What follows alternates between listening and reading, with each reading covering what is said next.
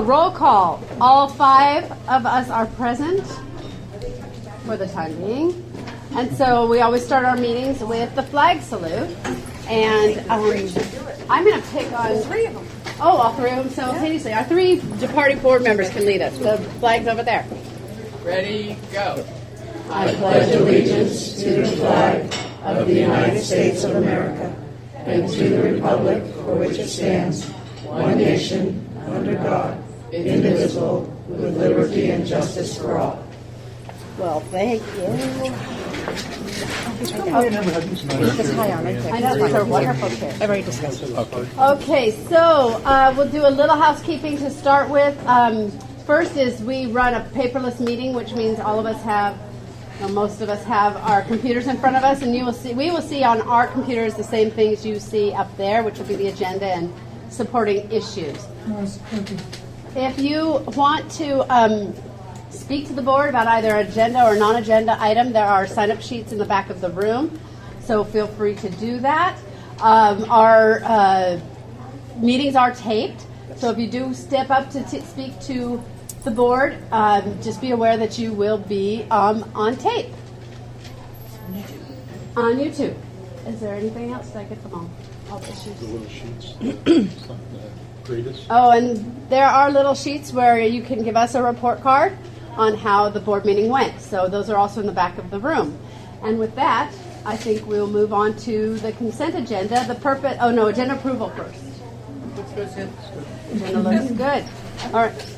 So we're going to the consent agenda approval. The purpose of the consent agenda is to recognize routine matters expeditiously. How say the board? I'd like to make 4.06 to an action item, which would be 13.05. 4.06. The approval of the interagency agreement between Everett Community College and Fort English School District. You got that, Jenny? Okay.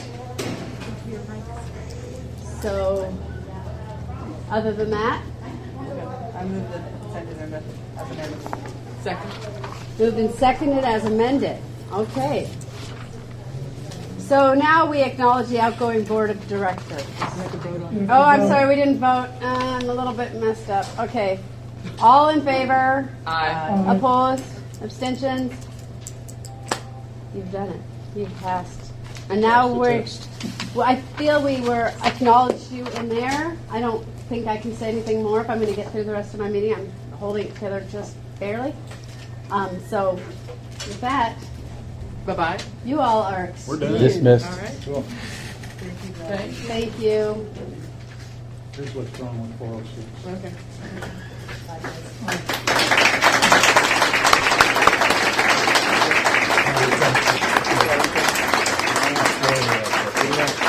It'll be okay, Jenny. It'll be okay. Take care of it. I don't want to. You have to. I love Goodbye. you. Bye. Thank you so much, you guys. Bye. You've been amazing.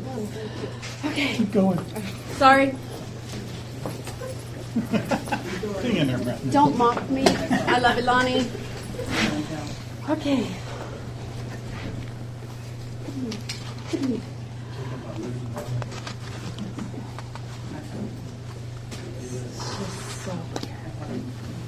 Okay, so we're going to move on, and we're going to out with the old, you guys, in with the new. We're going to have the oath of office for our newly elected board directors. So Judge Eric Rohr is Here. Oh, please come up. And he's going to conduct the oath of office for swearing in of our new directors, Joshua Jones and Susan Schottefer. And I believe we have them right up front. And you all can come right up here and say your oath. And things are getting moved around. Together at the same time. You can take it at the same time. Well, it's actually up to the judge. He's in charge. Generally, we do it together, but. So it feels like a wedding. Don't marry them. They're already married. All right, well, to make this more complicated, I'll keep the text and I'll just tell you what it says. So, You put their names on. all right, if I could have you raise your right hands. If you'd repeat after me. I do solemnly swear or affirm do solemnly swear or affirm that I am a citizen of the United States and state of Washington, that I am a citizen of the United States and the state of Washington, that I am legally qualified to assume the office of Port Angeles School District 121 Director, that I am legally qualified to assume Port Angeles School District, the office of Port Angeles School District number 121. I'm leaving out the positions just for clarity, that I will support the Constitution and laws of the United States that I will support the Constitution and the laws of the United States and the state of Washington, and the state of Washington, and that I will faithfully and impartially And that I will faithfully and impartially discharge the duties discharge the duties of this office of this office to the best of my ability. to the best of my ability. All right. Well, I can have you sign here then.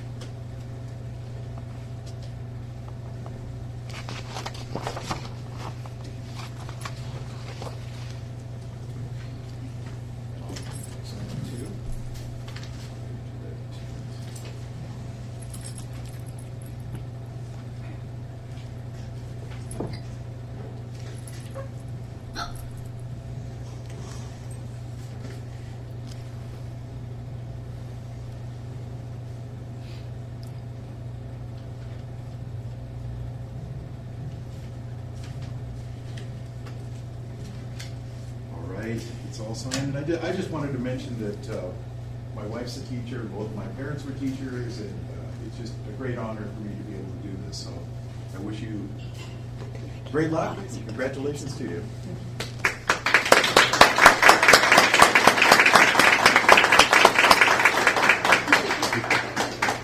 We have Dr. Jones here and Ms. Schaffer right there. Congratulations. Okay, Okay. it's all official now. The work begins. The work begins. Okay. Okay, so what I also then need to move on, if you're curious, we are at 5.03. The board just needs to acknowledge the fact that newly elected board director Rick Marty has resigned his position for personal reasons. So, and we will get to that in the action items. And that moves us right into, we're clipping right along. Nope, not quite. Into board reorganization. The normal order of business was going to be modified for the annual organizational meeting by considering the following matters. We're going to call for nominations for president to serve during the ensuing year, election of the president with the roll call vote, assumption of the office of the new president. Then we will call for nominations for vice president to serve during the ensuing year, and the election of a vice president with a roll call vote. So, to start, we're just going to get right into it. Calling for nominations for president. I would like to nominate Cindy Kelly, and then I would need a second. Second. And I have a second. Any other nominations? Who was the second? So- Dr. Jones. Dr. Jones. Any other nominations? Okay, the nominations are closed. So we'll do a roll call vote. All in favor? Aye. Opposed? Abstentions? Okay, so at this point, it's the fun for me. It's been a wonderful year. But Cindy? Just hand me the gavel. No, I think you're supposed to move here. Oh. We have to do this. It's like, what's the word? Ceremonial. I take this and this. I don't need anything. That's my joke. I need this. It's going to be fun, right? Okay. I'm with the We're people. changing office at such a speed. Okay. All right. Yes, stitches.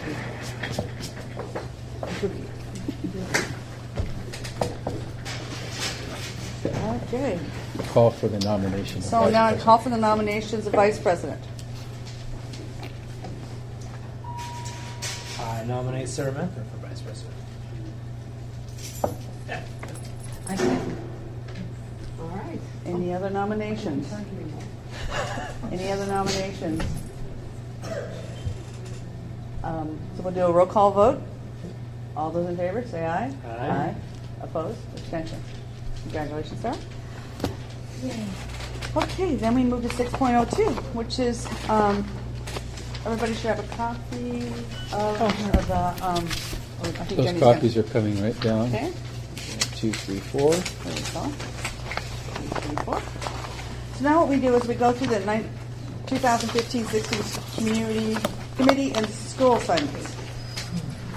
So I don't know if you want, and behind is the assignments that were done last year. So if you want to reference that, I don't know if anybody wants to reference that. But do you just want to start at the top and say who wants to do which committees? We'll just start at the beginning. How's that? And then we also have an alternate. So we'll pick the person they'll represent and then pick an alternate. So when there's a committee that anybody would like, just put your name down. We'll start with assessment committee. Who would like to do the assessment committee? Who would like to Assessment committee. be happy to do this? Actually. Sarah would like to do it. Who would like to be the alternate? Sure. Josh would like The to be. point of alternate is if I can't go, I call whoever's the alternate and say, hey, you need to go from there. Yes. Okay, Josh is the alternate. You got that, Jenny? Mm-hmm. Jenny, Yeah. tell me if I'm going too fast. You're good. Athletics activity standards. I would be glad to do that. Josh would do that, and I wouldn't mind being the alternate. Okay. Calendar committee. Okay, alternate. You'll be the alternate? So I've done the calendar committee. It's kind of a fun thing. So I'll stay on the calendar committee. If that's Okay. okay with everybody. And Susan wants to be the alternate. Okay. Culture exchange committee. That's something I've This is done. with our group from Japan where Right. they meet. I have a question. Yes. You plan to fill every single one of these right now? Yes. So that means that everyone's going to be taking. Right. We'll have to give some up when we get another board. When we get a fifth board member, we'll Redistribute. Okay. Yeah. We'll have a conversation to redistribute. So the culture exchange committee, I would be happy to stay there. Who would like to Okay. be the alternate? You want me to be the alternate? Or who- Okay. No. I'm happy to be the alternate. Okay. Early education committee. I would like that. Sarah likes that. And who would like to be the alternate? I can alternate for Okay, Josh. Ed Foundation? Can you explain a little more about that? Ed Foundation. So we have an education foundation, so we serve as the liaison from the board to the education foundation. And They meet about once a month, and so Steve, prior to his illness, was going to that. So it's about a once a month meeting with the Ed Foundation. They meet at 5:30, I think, at some crazy guy's office. Can you explain what it does? what it does. So they give grant money out. They award grants. They do scholarships. They do a lot of special. They give money to the schools, helping them with equipment and clothing. Raising money. Raising money. But the board's presence on that is simply to hear what's happening with the Ed Foundation and then reporting that back to the school board. Right. Okay. Susan wants to do that. Okay? Who was that? I'll Susan just take my second off. and Sarah. I can alternate. Okay, Sarah will alternate. Educational Technology Committee. that. I'd be glad to do that. Josh will do that. Okay, who would like to be the alternate? I'll take it and then probably give it up or something to somebody. Budget. Who would like to do the Budget Committee? I'll do that. Josh and I'll alternate. Sarah alternate. Healthy Youth Coalition. Susan, that's the one you had said you were interested I in. did mention that doing. with Josh. Oh, that, okay, I thought you said, all right, yeah, that, I could, I just thought it wasn't, Josh, you wanna be I the thought it budget? didn't Looking at exist. the- I will do that, yeah. Yeah, that's fine. I can be the alternate. Susan, is she taking help? Yes, and then Okay. Josh will take the alternate. All right. Okay. Instructional Materials Committee. I would like to keep that. Sarah's that. Okay, and who would like to be the alternate? I can be the alternate. Nobody else Alright, wants to Cindy. do it. Okay. Legislative rep. I would also like to keep that, but if somebody else really feels strongly, Okay, Sarah. if somebody feels strongly though, I'm already the WASDA ledge rep, but it's easy for me to be both. Right. But, Right. okay. And then who wants to be the alternate? I'll take that. North Olympic Peninsula Skills Center, School to Work, General Advisory Council. Take that one. Okay. Susan will take that one. Alternate? I'll take that. Okay. Nutrition and Fitness Activities Advisory Committee? I'd like to take that one. Okay. I could be alternate. Okay. Josh wants to take that, Susan to be alternate. Oh, whoops, I just remembered. Susan was the alternate. Okay. Policy Review Committee? I'd like to do that. Nobody else wants to? You want to do that? Yeah. And who wants to be the alternate? I'll be the alternate. I've on it before, unless someone else wants it. Safe Schools Committee? I will be. Susan wants to do that? Susan wants to do that. And who wants to be the alternate? So I can take that. Okay. And then we start doing the schools. So this is how it was set up before, just kind of listed. So the president usually takes one, because they tend to have a little bit more work to do. So do you want me just to pick one? So you should get first pick. So I'll take the skill center. All right. Cindy's going to be skill center. Okay. And then usually you take a primary and a secondary. Okay, I've got kids at both Roosevelt and Franklin, so unless there's any objection, I would You like like both those. Roosevelt and Franklin. Okay. So do you understand what your job, when you have a school? Well, sort of. Okay, so if you are assigned to a school, let's say, for example, I have the middle school. So when Principal Lisk is having a special event there, say the Gold Honor Roll, he'll call and say, can you come and hand out certificates? So I would do that. If there are teachers who want to talk to somebody on the board, they say, who's my board liaison? And they may call you. So you're just sort of, it makes it a little more personal. You can get right down into. And I found when I had the smaller kids, I had Roosevelt. And I think I had Stevens as well, which was convenient because I was always there anyway, so people could talk to me. So oftentimes when you're just starting out, it's good to have something close to home. I mean, that could be the You easiest go to way. the PTA meeting, PTO meeting. Yeah, PTA meetings, Back to school night, open back to house. school nights, all the events that are happening at Usually the the school. principal will send you notices, and their events, or the secretary will send you notices. And the expectation is that you do not have to attend every activity, Oh, yeah. but sometimes it's beneficial to go there and get a sense of what the culture of the school is, because they're all very different. Okay, well, I take the high school. Okay, Susan will take the high school. Who's at the high school? Susan. And then, I'll keep, I'm happy to keep Stevens. okay. And, And then which? well, I guess I'll take Stevens, Hamilton, and Jefferson. Because they all need to Well, be. Susan- Oh, no, Susan only has one. Okay, so Right. Susan, you get to pick between Jefferson and Hamilton. But there's still, Jefferson. Lincoln. Jefferson, all I don't right. think they're seeing these. There's also Dry Creek and. Oh, yeah, it's Dry Creek. Dry Creek. And Oh, Lincoln. where's Dry Creek? And Lincoln. On the far left, on the far Oh, left. it's hiding over here. Okay, so Susan's taking the high school. And then who? So Susan's gonna have 3 schools? I have two. Oh, you at Well, Lincoln? I Who's have at the high Lincoln? school in Jefferson. I'll take another one, and then when we get a new person. Okay, so how about, I'll take Dry Creek. Okay, So Sarah. I'll have Dry Creek, Hamilton, and Stevens. Hamilton. And you'll take Lincoln and the Skill Center. Right, Okay. And then when we fill out our roster, we can give we'll, a, right. okay, Who's at Jefferson? Susan. Okay, And Sarah had Dry Creek. yeah. Sarah's at right. Sarah's at Dry Creek. All right. Lincoln. Who was the alternate for the athletics? Who was that? Is that you? Yes, yes. And then who was the alternate for the cultural exchange? That is Sarah. Okay. So, I think we did a great job. Good work. Sometimes it takes a little long to get The to. athletics, what was the athletics one? Josh and Cindy. Yeah, I have that too. Okay. Now we'll go down to distribution of correspondence 7.01, Jenny. Okay, we have cards from the community, district administration magazine, Timberline newspaper, Interlake pamphlet, and WASDA school board manual. Okay. Are they here? Or do they They're in have- here, I think, in this little Okay, packet we okay. got. Okay, thank you very much, Jenny. Now we move to 8.01, community comments. There's many. No community comments. Okay, now we're moving along right fast. Moving right on. Now we're moving to 9.01, Board of Directors comments. Mrs. Knechtel? Oh, okay. Well, it's been kind of the end of well, I guess it is technically the end of the year, but there's a lot that's happening out there. Things I've been able to go to and things I haven't been able to go to.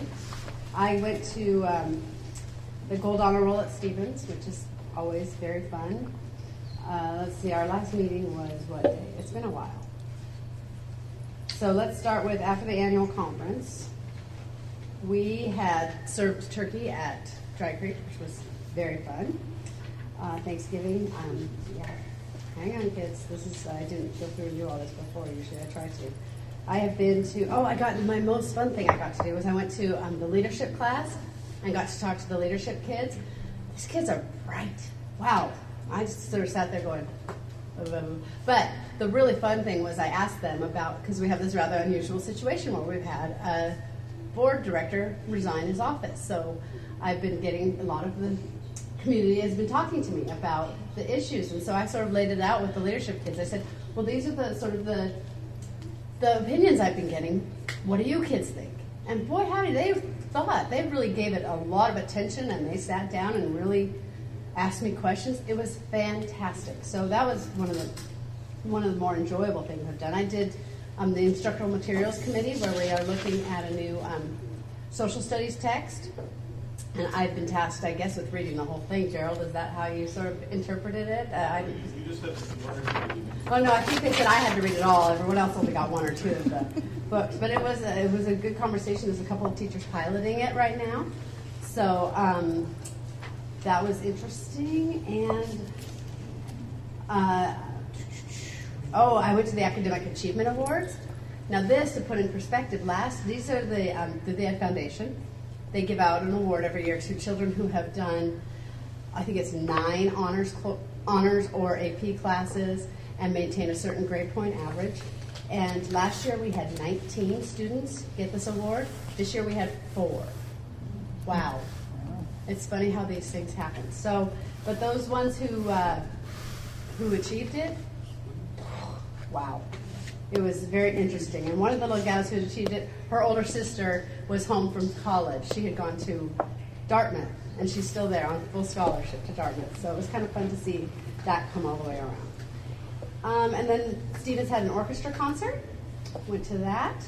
And that is just about, well, I've been doing swimming and diving and Stevens basketball, but that's kind of more mommy duty than school board duty. Okay. Clearly. What have I done since? Right. I went to the Washington conference. That's right. That's right, you did. And I've been reading, what was I reading online? I went over the budget sums, that sum, and I looked at about the person who's going to be speaking tonight about the schools work. We have someone speaking like that. And I finished my subbing at credentials. Okay, you're done now, right? Yes, and so, Great. I guess that's enough. Yeah. I know. Josh? Well, the WASD conference was very enlightening. It was a good experience. Also, not as a school board member, of course, but as a parent, got to attend the 4th, 5th, 6th grade Springs concert last night at Roosevelt. My daughter was in the 4th grade, and he announced Mr. Ray, who just did a great job of helping to run that whole thing, announced that there were over 100 kids in just the 3 schools, Jefferson, Franklin, and Roosevelt, who were in strings in 4th grade alone, which is pretty incredible. So everybody had a good time, and it was really tightly run. So that was just fantastic to see that. Wonderful. Yeah, amazing. So we all went to the annual conference, which I thought was really great. Listened to some great speakers, and we'll have a little recap on the work session, talking about what we learned and what we could bring back to the district. I too went to leadership, and those kids are dynamite, and they have some great ideas, and it was really great. And I too went to the turkey luncheon, and I went to the fitness and nutrition committee where they're working on the new policy. we'll be putting up a new policy. So I'll probably in the background help a little bit with that with the fitness because I've kind of been involved in that. And then I too went to the Academic Achievement Awards from Sarah. That was really great, all that great work. And we just don't do enough celebration with kids. And then I went to the Forest Products panel up at the college last week, which was really good, talking about how they're trying to start a production in forks to laminate some of the woods together. And so they're exploring that with a panel of people. It was really great. Representative Theringer was there talking about how possibly could build some schools with wood, and I raised my hand and said we would definitely let you build a new school in Port Angeles, our new high school, or just an addition on Stevens, anything, we would buy that for you. So anyway, he told me just to get a bond pass, and I said, well, could you help me with that? So, and then I went to Franklin Elementary visit today, which Amity did and her staff did a wonderful job. We learned about STEM, went in the classroom, watched them do some lessons. It was just a happy thing. A couple of the leadership kids talked to us. And then I made a visit to Lincoln High School. And then December 18th, which is next Friday, we're invited to the luncheon, which is at 1 o'clock. So if you're able to come, it's a great thing. And then I went to the Winter Wonderland program they did here last Friday, where our kids from Studio 121, they had models and they fixed their hair, or they did their nails, or they did makeup, and they all got judged. There were tickets that were sold, and people got to rate them, and so they got to win awards, and it was a really nice event, and very nicely done by the Skills Center staff here. So, and Josh, you forgot to talk about you went to the gifted. I know. I saw you there as well. Arts and crafts on Tuesday. Yeah, that was great. There was a great display of kids, what they're doing out of the Rich. So, Dr. Jackson. Well, I have a letter from Governor Inslee here about the college-bound scholarship program in our district. And as you know, in 2013 and 14, the state average was at 89%. And last year it jumped to 91% because of the hard work. And our district is considered a leader amongst the state. And we're being recognized by the governor, again, for the hard work. And as you know, we open the door in the minds to our children who are dreaming about going to post-secondary education. And it takes the district team, the hard work of the teachers, the counselors, and the building staff to be that successful. So it's another great honor in our district. Some business on the school board presentation at ESD 114. I'm being asked if there are two board members that want to go with me on Monday, January the 11th, to a leadership presentation. It's in the evening from 5 to 7:30, and they only going to allow two board members to go because it'll be a regional meeting in our area. So I intend to go. There is a fee here because I believe they're going to present dinner at this. So if you are interested, would you contact Jenny and let us know so we can make those arrangements for you. Is this the WASA Awards? It could be WASA. It's WASA, and it's also WSSDA Leadership. So it's a combination. Oh, so it's not the... No, it's not. That's usually in April. Okay. It's really the definition is to include relevant and challenging issues focusing on the McCleary decision and associated impacts on compensation and fully funding public education. And where's it being held? Bremerton? It's going to be held in Bremerton. That'd be interesting going. So I will drive. If you want to trust me as I drive, we'll go down to Bremerton. Okay. Another order of business is the legislative conference is now coming upon us, and since both you two are on the legislative meeting committee, this is January 31st to February the 1st. I believe Jenny has made 4 reservations from the board already. You don't need to make mine. Okay, but we. And I don't think but, Cindy either. But we are registered for 4 unless you cannot go. if Josh and Susan are not going, we pay for a room and board. It's a night over. It includes registration fees and dinner. And we also having our student representative attend with us this year. And you spend the day in Olympia talking with our representatives, going into their offices and discussing the politics of the day. It's a full 2 days.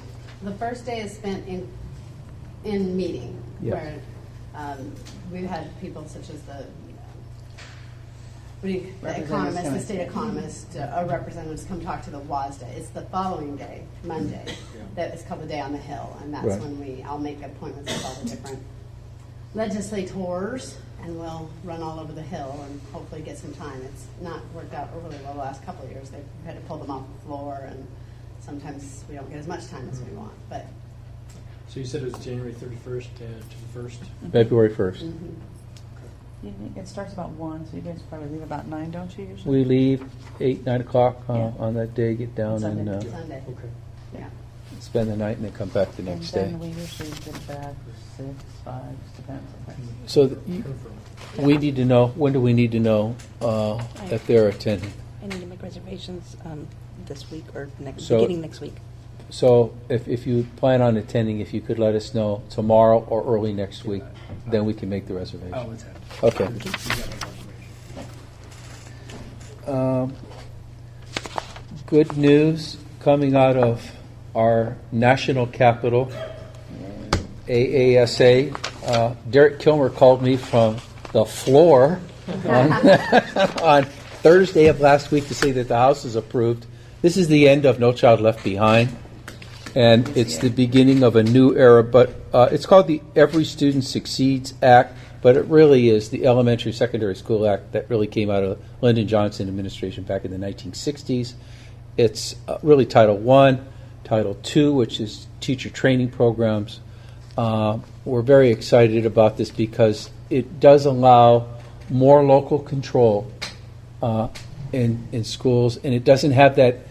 This legislation does not have that heavy hand of the federal government's role in determining what highly qualified teachers are. There will be some state testing and national testing at the 3rd, 8th, and 11th grade with this legislation, but it was approved in the Senate, I believe, today or yesterday morning, and then President Obama will sign it. If he hasn't already signed He it, did. then now it is law. So this is They can really move exciting when they news. want to. Pardon me? They can move when they want to. 11 years, but our government does move.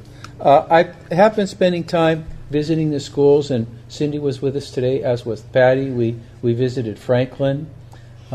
We did get the chance to go in and observe teaching, and we talked to staff.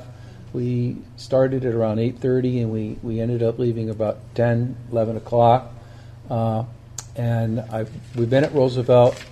We were at Franklin. I've been a whole day in Dry Creek. But it's just a lot of excitement to get to the schools and see the teachers and the staff and what's going on with our technology, what's going on in our buildings, and get a sense of how well teaching and learning is taking place, because that's the key in doing this exercise. And our teachers are so excited about seeing board members in the classes, in the schools, talking with them and finding out where can we help, what we can do, how can we be supportive, how can we assist in those types of things. But really good day.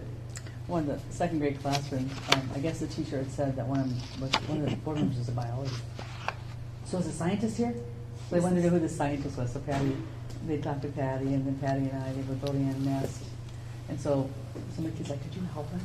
So Patty got down and talked about teamwork, and how it was about working together and getting a plan and then building. And then if it doesn't work, then you start over again. So anyway, so my little group, they decided they were going to start over again. They got a little frustrated. So anyway, but it was all really good. And, it's all about trying it and then starting over if it doesn't work. So anyway. That concludes my report. Thank you. Director Kelly, may I ask for a few more minutes? There's something I forgot. Sure. Oh, thank you. I guess it's President Kelly now. It's not Director Kelly. There has been kind of, I'm sensing a groundswell really of folks who want to get more involved in terms of looking for grants. And I would like to see the district form a new committee that would just be a committee of whoever's really interested in chasing down grants and finding those grants.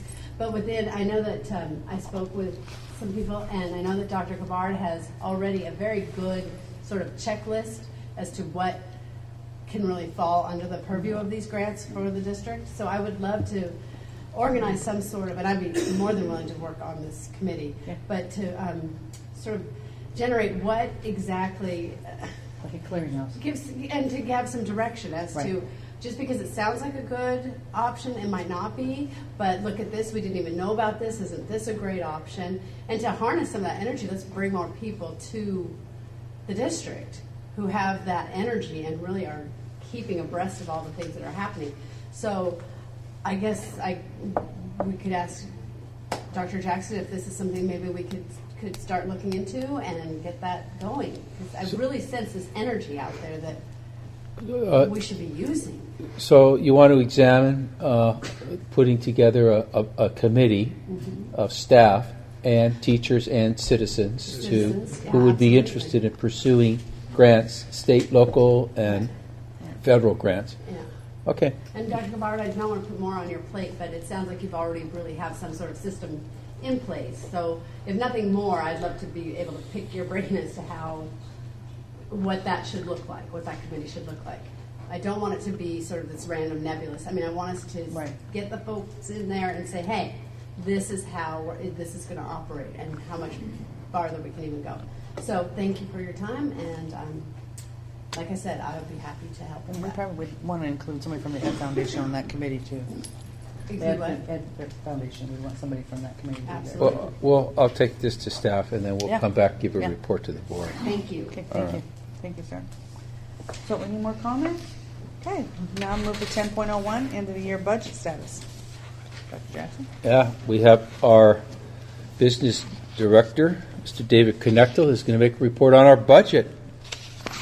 There'll be a test on that binder. That's getting to be a bigger book, David. More paper, Well, not more I money. wouldn't always have this bigger book, but this represents my compilation for the final year-end financial report that's been submitted to OSBI, and I just thought if there are questions, I might need to refer to that. Anyway, my president and honored members of the board, I'm happy to be in front of you to make a presentation on last year's budget and our finances.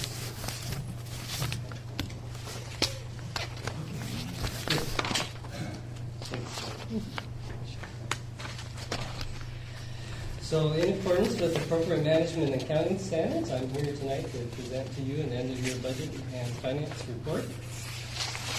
Note that an official report has been submitted to the Office of the Superintendent of Public Instruction that includes comparisons of budgets to actual and detailed program analysis. That's in the Form F-196. And this report has been reviewed by our Educational Service District and the Office of the Superintendent of Public Instruction for reasonableness. I've included a copy of that actual official financial statement report in with your board documents and as part of that website that's out there. It gives a lot more detail with respect to the programs and activities. This presentation that I'm giving to you tonight is designed to just give you some of the highlights of those activities and compare those activities with the budget that the board adopted from last year.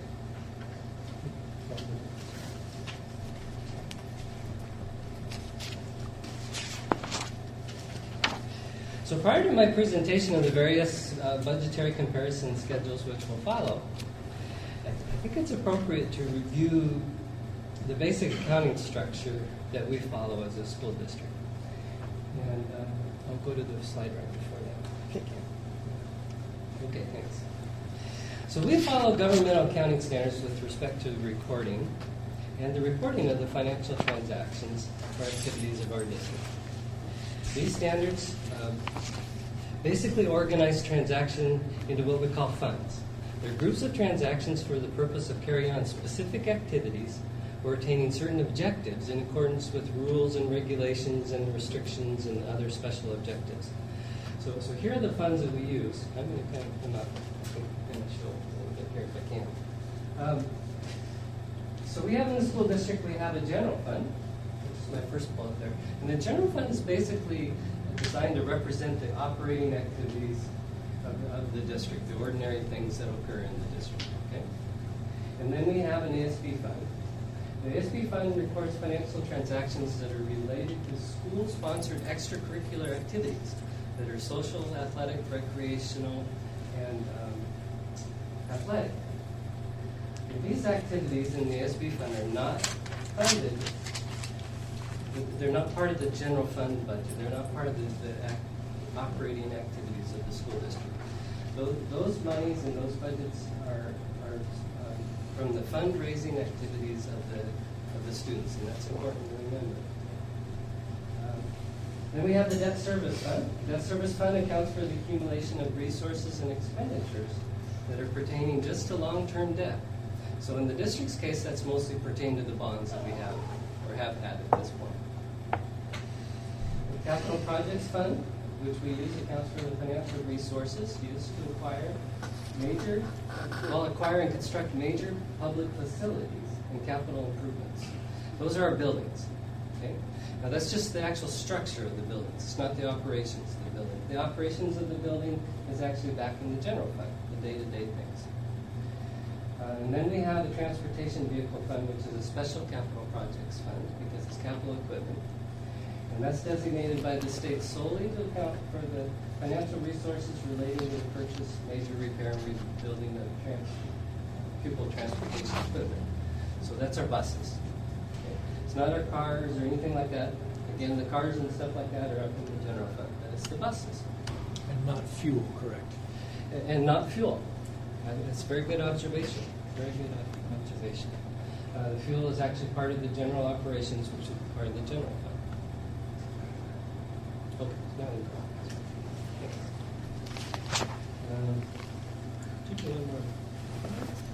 Never mind. Oh, that's okay. There's a good job. Where do you want? So the, oh yeah, that's a good job. So the general fund is usually the fund that's most often of interest because it's the day-to-day operations of the district, right? So I'm going to start there with giving you a high-level analysis of what's happened in the general fund for the last year. Thanks. So are we solvent? That's always a big question, right? Well, in government accounting, the bottom line is measured by fund balance. And that's the money that's left over after all the recorded expenditures for the year. Okay? And it's fund balance in each of the different funds. In the case of the general fund, we did end up with almost $5 million of fund balance for last year. And that's a good thing. Very good thing. But we should take a look at how that's distributed, as it's not all that money that can be just used freely.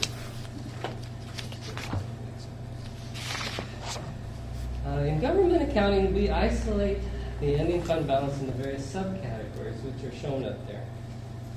Not all of the fund balance is in a form that you might consider might be considered for discretionary spending.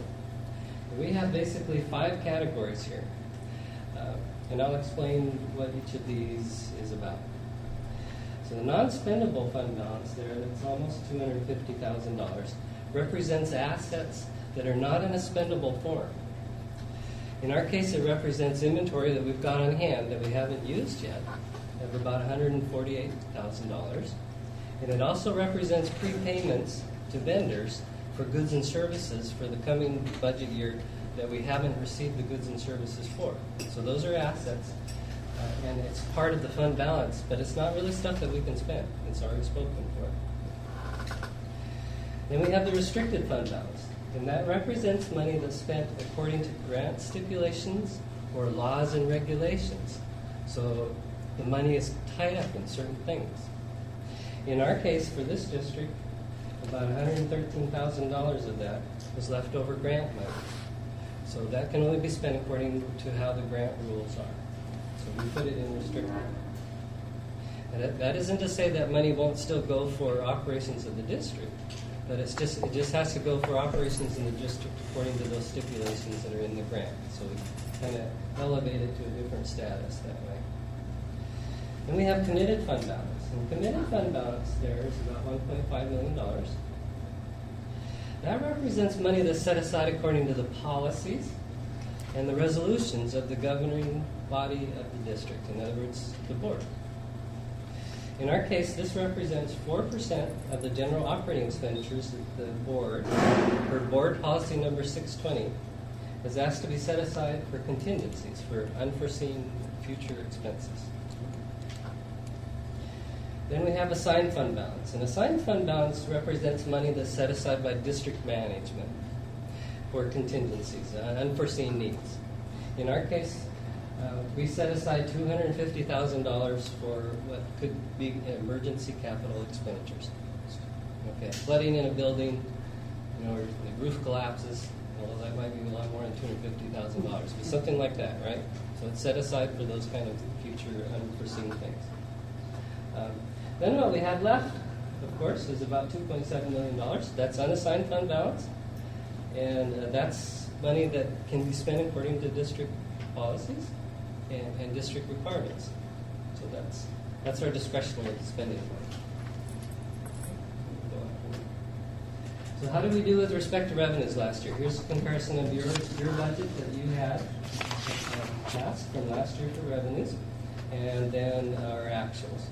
And so the budgeted was about $41.5 million, and we received almost $41 million, which is pretty good. It's pretty close. However, there's one thing I'd like to point out here. The difference shows that our revenues were slightly less than expected here, which you might worry about. But in our case, last year in the budget, we set aside about $1 million that was part of these numbers that was set aside for possible grants we might get in the future. So really the real budget there, so to speak, the real working budget is less than the $41.4 million. So in reality, we would have had a little bit more money than we got, so to speak, if you want to consider the actual in that respect. So we set aside that capacity in order to accommodate any new grant money that we get and that sort of thing in order to operate without necessarily having to go back to the state for permission in that respect. So it's an allowable accounting practice to do that, as long as it's open, and it's always open. Okay, so let's go on to the next one. So this is a visual perspective. Where did our money come from? Well, about 69% of it came from the state. 22% of it came from local money, your local levy, and that sort of thing. Federal dollars accounted for about 9%.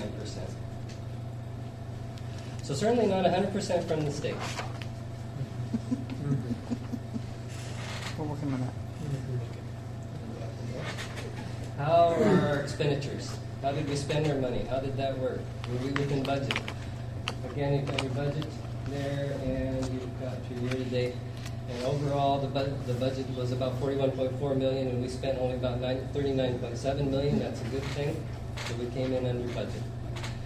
From the table that you see up there, it would appear that only the skill centers seems to have slightly gone over budget. However, there's one thing, again, talking about capacity, that I'd like to point out.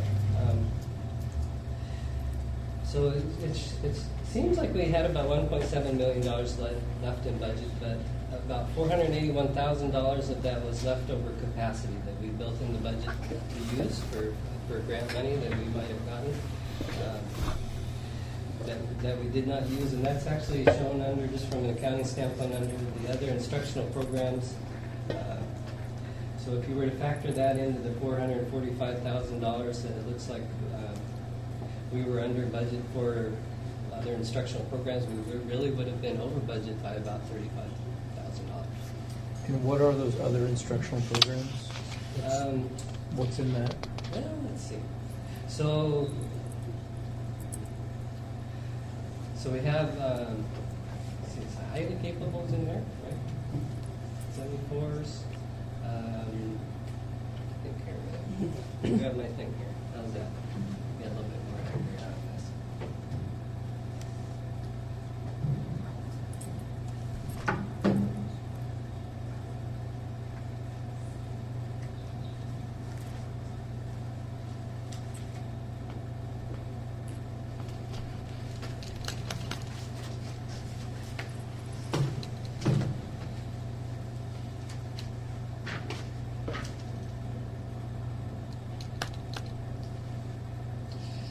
capable is a big part of that. Let's see.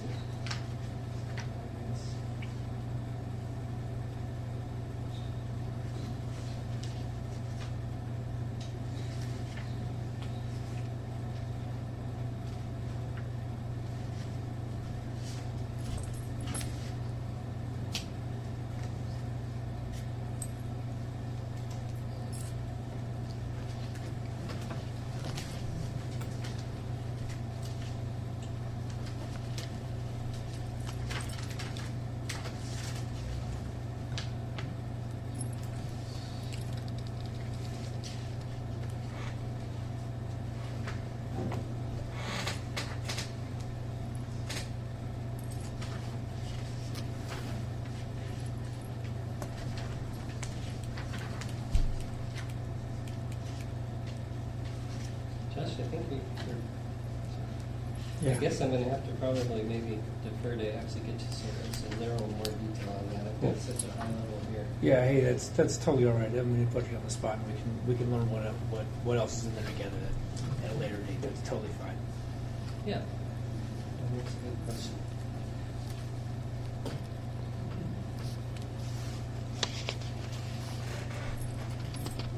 But I'm glad you brought the big book. Yeah, no, I just probably needed more index. Is the question on compensatory? Was that no? The question was, what is in the other instructional programs? It's the only one that has such a So low your state percent of program budget. 7, there is about 1.7 of miscellaneous programs, and that's the detail I'm lacking. And it's okay. I don't want to derail your presentation. We The can high cap find is that out about later. 350. All right. It's 1% of budget.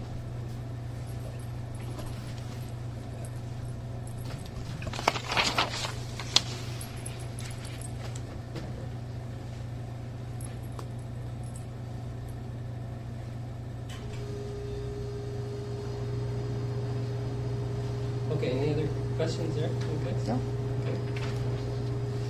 So let's go under a visual representation of how the money was spent last year. So just by programs, you can kind of see by far regular instruction. About 52,000 of that is for regular instruction at the schools. Support services picks up the next highest amount there at about 21,000. Now, mind you, support services is maintenance and operations of the buildings. It's the transportation, it's food services, as well as the administration down at the school district.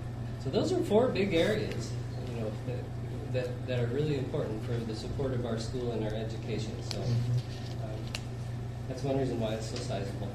Now, special education then takes up about 14% of the funding. And so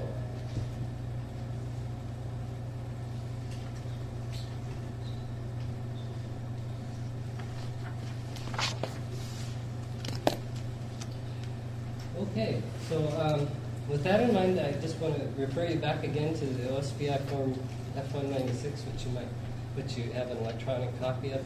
It has a wealth of additional financial information. I'd encourage you to review that, you know, at your leisure, and if you have any questions from that, get back to me on that. Okay. So we do have other funds here, though, that we should look at.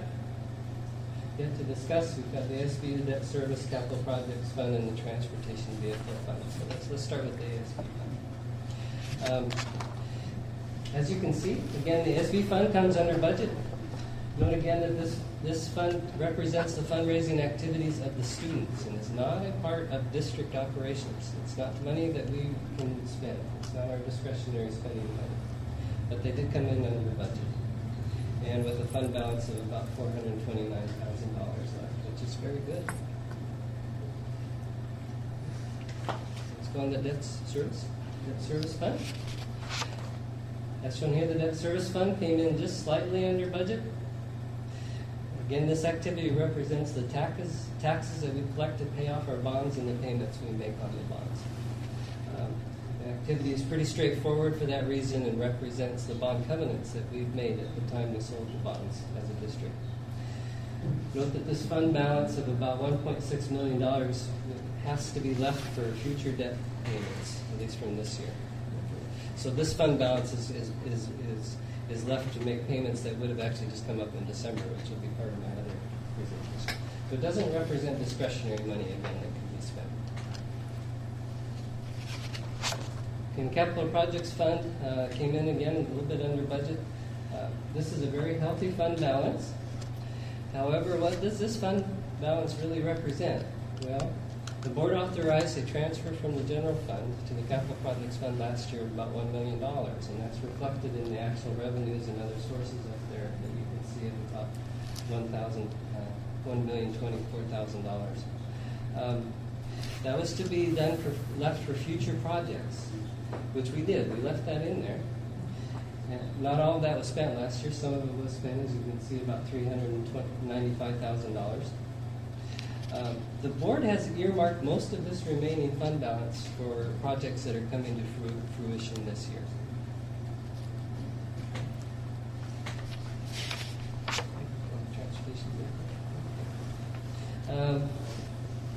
So the ending fund balance on the transportation vehicle fund is about $377,000. Again, it came in under budget. This funding mostly represents depreciation money that comes down from the state to repay for the replacement of buses. So again, it's not really discretionary money to spend, other than the board can make the choice as to when to buy a new bus. But it has to be spent according to the state rules, since they're giving us that money. You know, their money that they give to us has to be spent for the replacement of new buses. So that concludes my presentation. Are there any other questions, you guys? We had asked about, because we're going to be debt-free in the middle of December, and we looked right that money has to just stay there. Somebody made some comment at WASDA that there was some sort of act of, I don't know, Congress or something. And anyway, there was a way we could move that money out of debt service, but it would take a pretty big effort, I think, is what they said. Yeah, I've got some thoughts on that. I could present them now, or I could present them when I was going to talk about what's left actually with the November No, you bring it up when report if you want. No, you bring it when you're ready. That'll be perfect. Okay. Yeah, because there is some thoughts Good. that I have there. It is very important for you guys to consider. For sure. Any more questions? Thank you, David. I move to 10.02 enrollment report. Okay.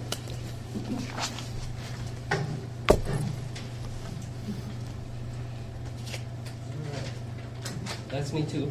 Yes. Director Kelly? Yes, Yeah, very you can good. just stay up there. All right, I'll just sit. So this is our information. Let's see. Yours, I love That's the F-196, by the way. Yes. Which is good if you guys haven't It's had a good. chance to look at it. It's long. Yeah, it's very long, very detailed. It's a lot of fun to compile. Right. Yeah. See where everyone goes. Okay, so with respect to enrollment in the district, we have here a table of what we've had from September through October, November, December, so 4 months worth of enrollment. And basically, if you were to look at this a little bit more carefully, you'll see that our enrollment continues to be up. We're up about 42 students from last year at this time. So the December enrollment of last year was about 3,683, and this is just head count, by the way. And the December, just this month was 3,725. That's about 42. It does continue the trend that our enrollment's basically up from last year. We'll hope that continues. You do need to be careful, of course, because lots of times people start moving out. I understand here about the end of the semester and after the holidays and that sort of stuff. So cautiously optimistic, I guess, by the trend. How's that? There are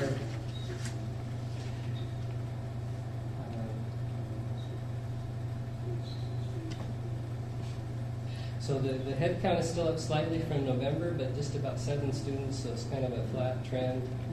And most of that increase from November has been in the K through 6th grade at Troy Creek and Hamilton. Right. Does that help? Yeah. That's great. Okay. So any questions there? Any questions? Nope. Great report. 10.03, that's you too. November financial report. Give you a status report for the November Yes. finances.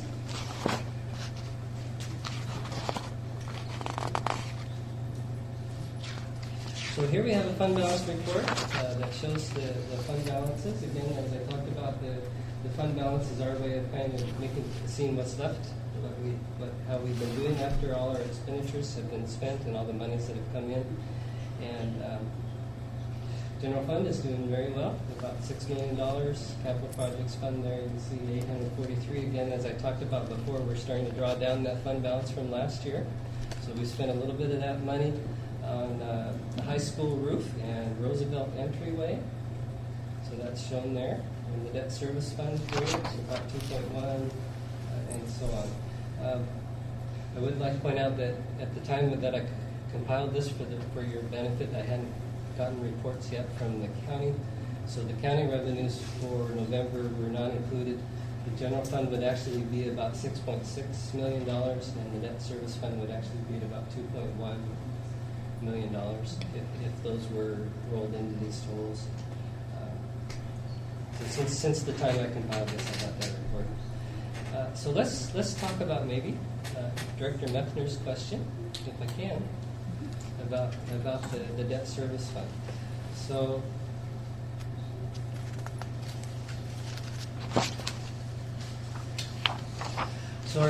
we had a payment that was due at the beginning of December. It was the final payment for our bonds. So with that in mind, we are at this time debt-free. That's really good. That payment was about $1.4 million. So if you were to take that difference between the new revenues from the county, our fund balance would have been about almost $2.2 million and about a $1.4 million debt service payment. We'd be left with about $800,000. So what can we do with that? Well, so I've been checking that out a little bit. And there are some rules, and I have yet to find out one little part of this that I'm going to find out for you guys yet. But you can move, if there's leftover money in the debt service fund, you can take past, present monies that were paid into the debt service from the state forest lands, and you can move that out to the capital projects fund. So I did run a report, interestingly, because if one were to surmise that we hadn't ever used our state forest money, because now at this point we've paid things off and we've got this leftover money, if we were to surmise that we could use that since at least the time of the new bonds, we did a refunding in 2009, it appears. And so if you were to take that time frame from 2009 until now,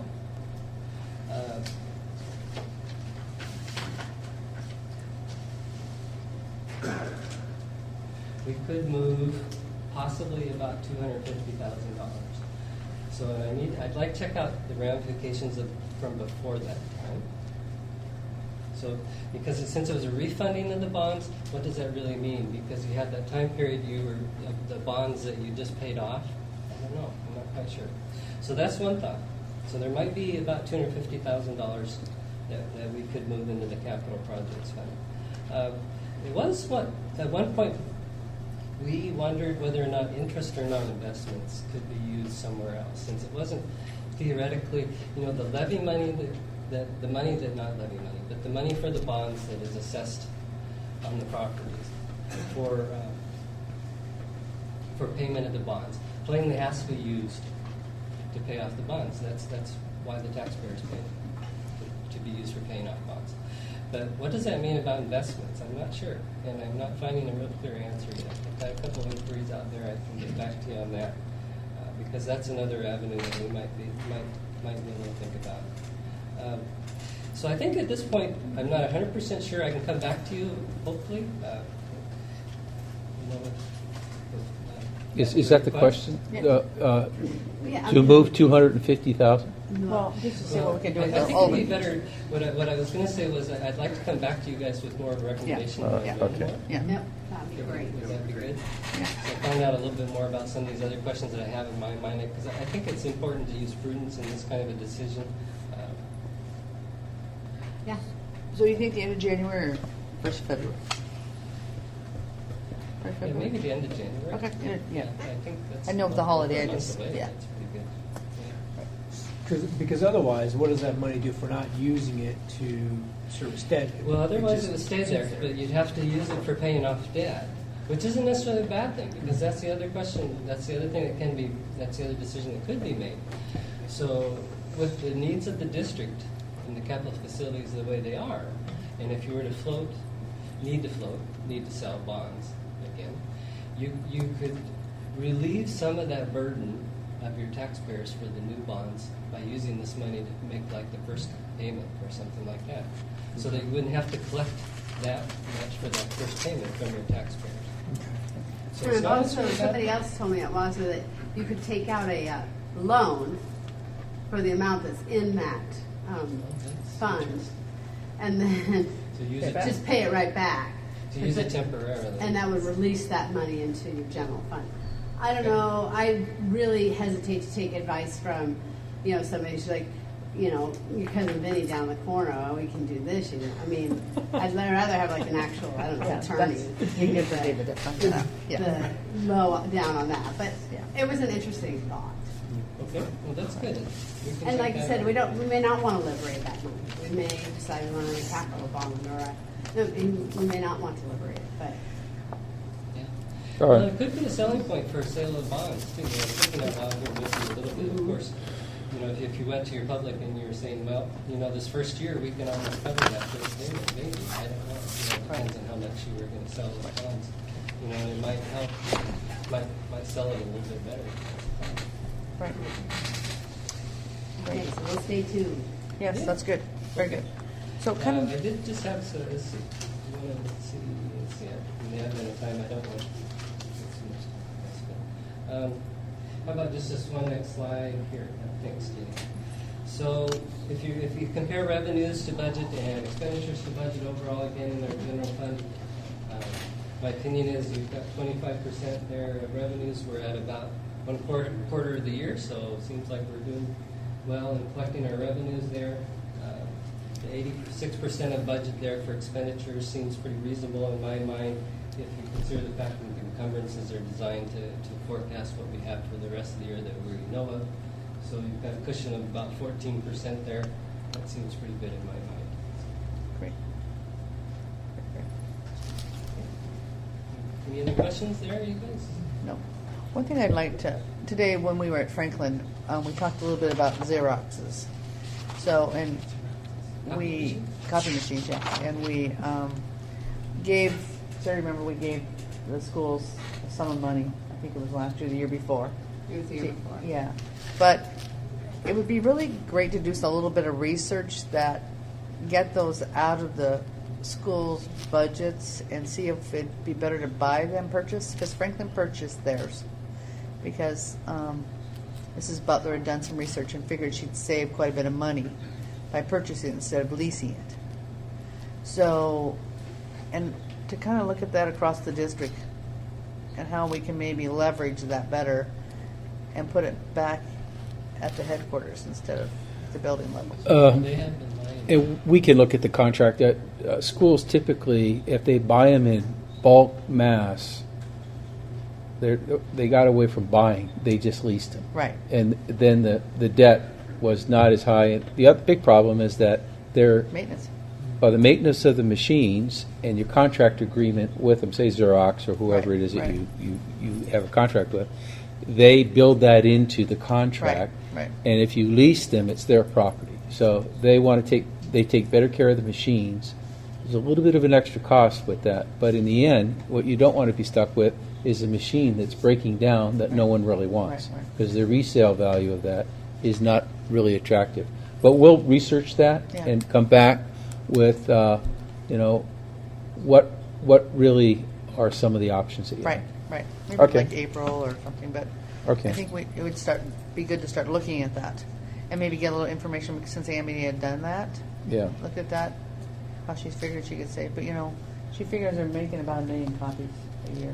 Yeah, well, we gave all the schools in their budget Right. sort of a bump Right. with the thought that copy machines would be what they, Right. but we didn't require that we're copy machines. No, but That was up to the principals. So it'd be interesting to see how many principals chose getting And that was copier from- versus right, that's what having more Patty pressing asked needs. today. See what they did with their money. There were a few bought, I know, Yeah. Yeah. from my experience. Just There were a lot of people who were hurting me. Right. Yeah. If your copier goes down a Well, day, yeah. you're Right. not doing well. So And we really need those copiers.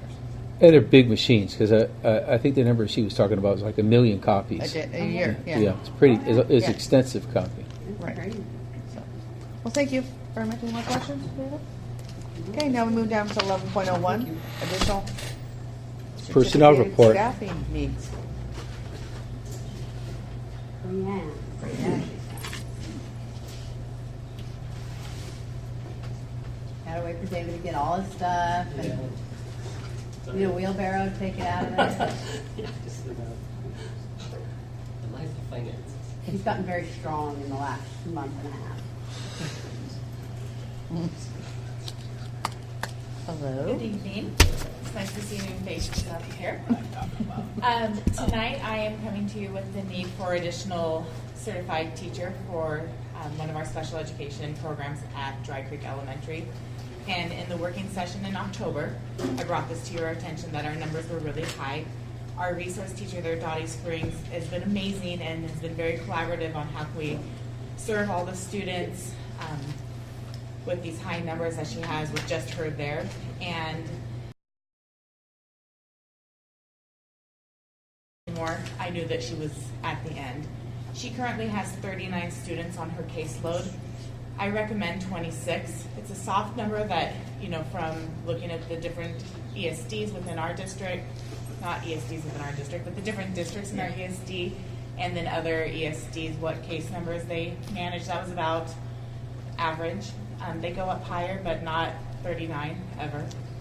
So things that Dottie and I have worked on doing is she has a release day once a week just to work on paperwork and do the testing and just trying to keep on student workload. But she's working many extra hours outside of the school day. And so with her having 39 kids, that's 13 additional kids that I recommend. And I'm asking for a 0.5 certificated teacher for her.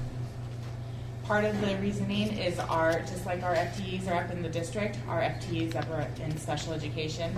Right now we are up 12 more than we were November 1st count last year. And David helped me calculate what our additional funding would be with our additional FTEs that we have, and it's about $35,000. So we will be getting more revenue in with these additional numbers, but we need to support our teachers and most of all our students, because they're not able to get all the services that they need as well as she can provide them with that high number of caseload. So, Brianne, will you be bringing that as an action item for our next board meeting, or? I can. I'd love to say we can just post it and get the support now, but I mean, if I understand that the board likes things to come back as an action item, it is. We're asking for a 0.5 teacher, knowing that that's an additional expense. My budget can encumber it. It's tight. For our new board members, we had 9 students move into the district requiring one-on-one paraprofessionals. 9. Unbudgeted, it's taken a hit to our budget, but we're working through safety net funding to recap some of that money. We're already in the process working hard on that. But it worries me with the additional funding, but Right. we can manage it, and we did really well last year with our budget. I think it's needed, but I just, do we want an action item, or do we want Brianne to go ahead and get going on it? Well, I'm going to say you already have the money in your budget, so it's not as though we're really looking to amend a budget here. Right. But yeah, it would be. My personal thing would be, let's get that position flown, because those are a lot of kids, Yeah. and then we would action it on. Right. And I can't speak for everyone here. I will say publicly, I would totally support you having another half-time teacher. Thank you. Yes. So Yes. I'm one vote. Thank you. So I guess my question is, what is the procedure? What do we do here? Procedure typically is that on a hiring, the board entertains an informational item based on need. Now, we have typically when people, like this year, there's been a lot of movement in the Dry Creek and Hamilton area, and they come at different times during the year. Right. In this particular case, with IEPs, they have an IEP need, at that particular site. So expeditiously, the board can trump this and say, if we feel the need is great, then we can move this to an action item and get the permission from the board, have her hire the position. But what we don't like to do is surprise the board and say, oh, by the way, we hired, and then you say, well, that's a staffing need. We should be informed about that. So this is the informational item? This is an informational item, and if the board feels that this is it's in the best interest of the district to get the position filled now, since it is December, it would allow that special ed teacher some relief. It is, I was at Dry Creek, it's too many kids in the class. And she has pressing needs now. My recommendation would be to give permission for her to go ahead and use her money, budget that. She'll bring back an action item in January, and then we can work out the details of the budgeting then.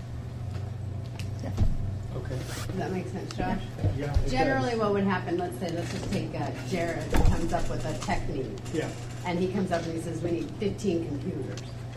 Well, that's great, Jared, but next time, I'm sorry, you're the one I could see, so I just threw you under the bus there. Yeah. But then we say, okay, you need to Yeah, bring she's that coming back up as with an that action too. item. So that's generally how it works. Right. But So- sometimes, as Mark just said, things are a little more dire. Right. And so we need to move. Yeah. We can be nimble when we need to Right, be. sure. I think we're all in agreement. We need And, it now. yeah, we don't need a vote on this right now, but No. we'll bring this back at the next meeting, but we'll get, the permission is that we can go ahead, pursue the hiring Right. with your funding now, and then we'll And make then that swap It'll be in the up. consent agenda next time. Okay, great. Thank you so much. Right. Appreciate it. Thank you. Yeah, and generally for teachers, we don't say, it's generally just a formula-driven situation. Right. But occasionally things happen. This particular school has a second grade that's crazy high, so.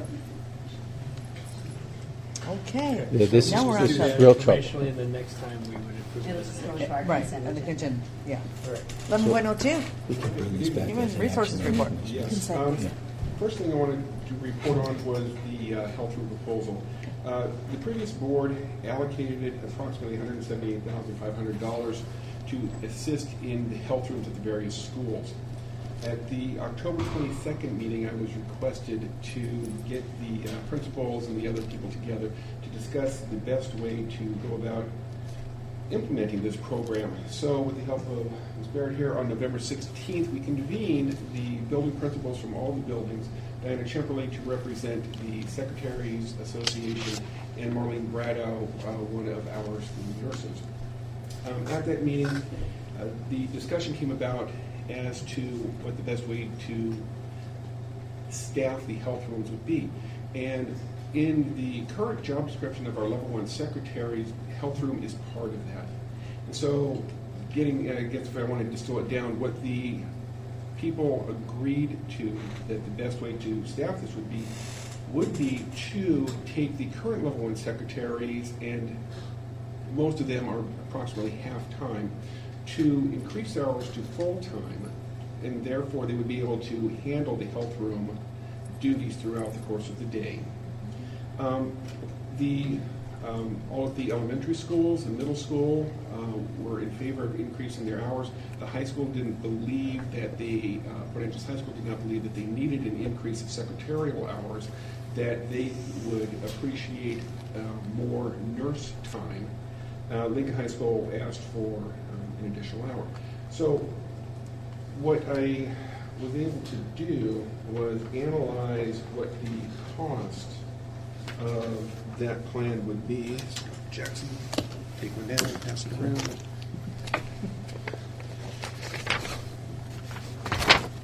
And so, if we were,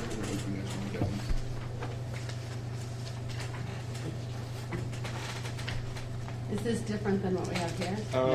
it is not, but we do have new people who may not have gotten it. So. Yeah, absolutely. I just want to make sure I'm. No, you're there. So, because Jenny could put this up. Yes. So what we've got is for the elementary schools, the additional hours to take their secretaries from whatever they are to full-time. With Roosevelt, because they've already got 2 full-time people, what their principal believed is that an additional 4 hours would be sufficient for them. And then, in addition to that, would be more nurse time, and it was recommended that another full-time nurse in the district to go out to the different buildings would be most helpful. So if you take a look at the bottom line and all of that, what you can see is they took what I did without putting names in there, is the current people who are in those positions, their rate of pay, how much extra that would cost. I threw on 40% for benefits. I think that's probably high, but let's just make sure they weren't coming in. And what you'll see is that the grand total on that comes out to approximately $152,000, and so this proposal is $26,500 under budget. And it has the support of the principals, the nurses, and the secretaries. And so, Great work. there you go. Great work. One of the concerns that I had was it was really difficult to hire our second nurse last year. Right. And Marlene actually put out some feelers, and there are a couple of people who are really interested in the position. They were interested in it last year, but it was part-time. But a full-time position, they are ready to apply if it's approved. And so, in working with Diana, we've already crafted an MOU, so we could go ahead and get started, Monday, with the exception of not having to at least get those secretaries up there. Yeah, that'd be great. So, I know we had shifted some money out of this program idea into curriculum, because we hadn't spent it at this time. Right. Yeah. but how is that going to affect? It won't. That It's was not. $10,000. Okay, Yeah. perfect. And this is already 26 under, so Perfect. we're good to go. And every principal is on board with this, because that was the real Yes. sticker, was that the many secretaries and principals weren't on board. And we were feeling kind of like, Nope, at this And then point, you'll have no, one that- roving nurse, right? And one more nurse One more in nurse, addition to yeah. what we, and so there we And go. full-time. And that's one of the things that they'll figure out as to how Right. they will, fix these buildings. Wonderful. Great work, you guys. yeah, I think this is, Yes. Okay, Move forward. great, we'll Right? send it tomorrow. Everybody, All right, thank you. next. Okay, so as far as personnel report, I want to let you know that where we are since our last meeting, we have just recently hired 15 new subs, which is huge. And so we've got 7 new paras, we have 8 new teachers, and 4 of those teachers will also do paras. And so that's huge for us because I think it was a couple days ago, we were still having a hard time filling positions. Right. So we got that taken care of, and so we'll get them in the pool ASAP. As far as open jobs right now, we have the secretary at Dry Creek, we have a couple of para positions, we have an open custodian at Stevens, and the one teaching position, which is the highly capable at Roosevelt. And so, and we did, for those of you who are on the old board, we finally did fill those basketball coaching positions since the season started. All right. Okay, and then Great job. quarterly 10.03. public records Yes. report. Just simply, we've had 7 requests, one for personnel records, one about purchasing, one had to do with the job description, and the rest were about student records. So, Good job. Good job. Any questions? questions? Okay. No. Thank you very much. All right. thanks, Scott. Thank you. Now we get down to 12.01, Lincoln High School CSIP report. Mrs. Crumb. Good evening, President Kelly. I'm going to introduce the CSIP presenters Okay, for just a moment great. and then turn it over to them. As you know, last month we had the bulk of our CSIPs presented to you, and we had our meeting at Stevens. Due to time and also some conflicts, we just couldn't get every CSIP into you last month. So we're bringing the 2 for Lincoln and the Skill Center. It's kind of a nice partnership because they're right next door to each other anyway, so it's a good place to have their CSIPs presented. So each director and principal, respectively, will take a few minutes tonight to tell you about the goals of their CSIP and anything else that they want to share. Starting with Principal Cindy Crumb. All these Cindys. We know. Cindy Crumb will tell you about Lincoln, and then after she's done, Jody Potter will follow with the Skill Center. Thank you. Thank you, and I want to thank this school board for having me here tonight. It's exciting to talk about Lincoln, and I look forward to many more presentations. So we started this year in August looking at data. We had our SBAC data, we had our EOC, we had our EOC in both biology and in algebra and geometry. And so In August, we started looking at not just that data, but also looking at past demographic data, our graduation rate and our enrollment, and some of our free and reduced, and some of our other issues. So what we have was our EOC in biology. 75% of our kids made standard. So can we, us old board members, talk about the EOC? Would you say what they are? Okay. Yeah. So I guess I'll back up. Okay. We are in the 4th year of being focus school. So in August, we had just gotten a letter that we were in our 4th year. And we are required by the state of Washington to use the InduStar system, which you will have access to. And I have been using that system for 4 years. Thank you, Dr. Jackson. For 2 years, I also had to complete the CSIP. And so now, this year and last year, I've just had to do the InduStar system. There are 7 principles that we are held to, very similar to the principles of a CSIP. What I like about the InduStar is that it's live. So I can upload, and anything that I put in there, you can read, and it's current. So I can upload data sheets, I can upload surveys, I can upload agendas and programs and calendars, and it doesn't have to be copied. It's just, it's a really nice system. There's also Wise Ways that have an amazing amount of research that is there for every single, school goal that you might have, or the support that you need. And so there's, with those Wise Ways, we can go in and look at best research and best practices around the goals that we've set. So with the 7 goals, we are not focusing on, I'm not going to talk about all of those tonight. I'm going to talk about 3. And so the goals that we looked at in August was graduation, because we are a focus school for graduation. I am proud to announce that we have raised our graduation in 4 years 12%. Our graduation rate for not last year, but the year before, was 32.1%. And our 4-year adjusted is 26%. And so, and that's risen from 20. And we work with kids. So my enrollment right now, I have 36 seniors. 24 are the class of 16. 3 of them came to me with credits that they needed to be a junior. All the rest came to me credit deficient. The class of 2015, we have 10. 14, we have 2, and we have 1 student from the class of 13. And he has 2 credits to complete in order to graduate. So out of those 36 graduates, we will see about 20, because you can't expect someone with 8 credits to get 22 and a half. The good news is we tested 2 students, seniors, in reading and 1 in writing in November for the HISP.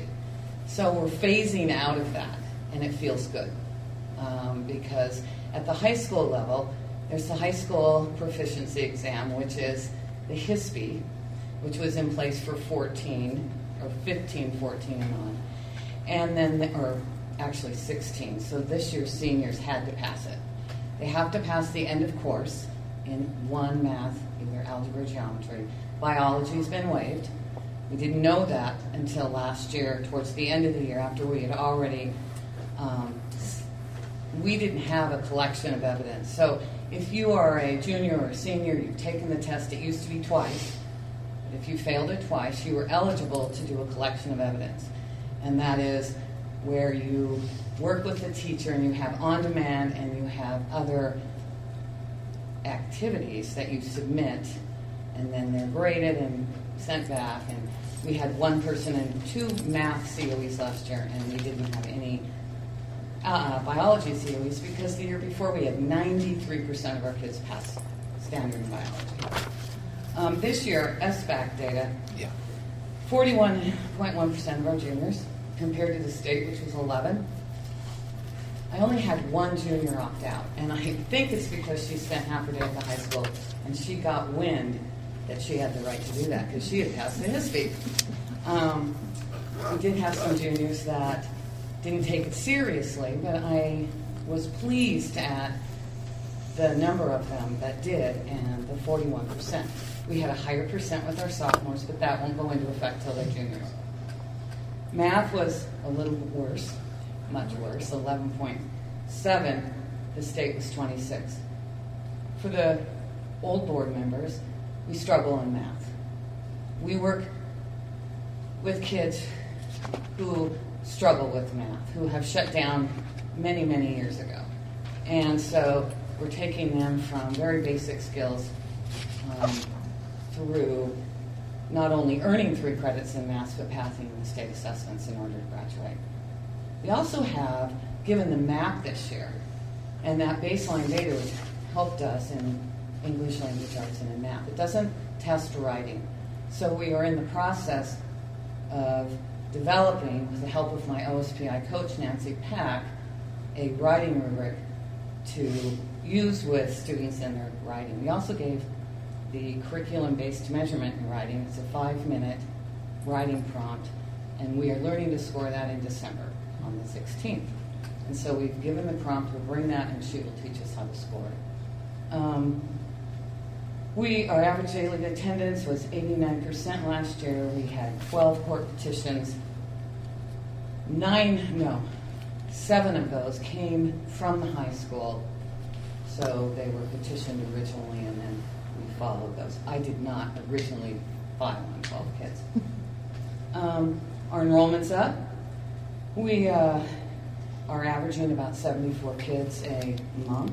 We have 7th, 9th graders. We have 11th, 10th graders, 20 juniors, and 36 seniors. So data is more difficult with smaller numbers, but it's not impossible. And it's a goal we have, and we continue to get better. And one of the reasons is we were able to give the CEE data last spring, the survey and collect that data. We got that data back this August. And the staff, the highest they reported, 92%, felt that school is safe, it's nurturing, and it's a good environment. But the lowest for staff was this 67% in the use of data to inform instruction. And so we're working with Morgan and the OSPI coach, and we're getting better at it all the time and having those conversations. Our MAP data, the standard deviation was 15.2 in language arts. And that's not bad for a school, but for a classroom, and when you have 1 math and 1 English teacher, that means there's quite a gap between the lowest and the highest student. And so we're differentiating, and we're learning how to do that better all the time. We have 3 new staff members. I don't want to not mention that. We have a new math teacher, Jesse Reynolds, first year. Student taught last year at Stevens. He's doing a fabulous job.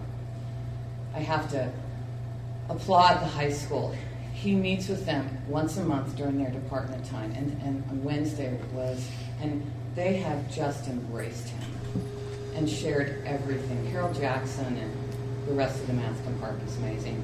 He met with them Wednesday, and then he observed John Henry and Carol Jackson on Wednesday for the day, and I was able to use a sub so that he could do that, and he shared with me his notes today, and it's just really exciting for him to bring that back and not only confirm what he's doing is good, but that he can grow and that he can implement. So our focus is aligning to the SBAC, because presently algebra and geometry is not aligned. It's not tested.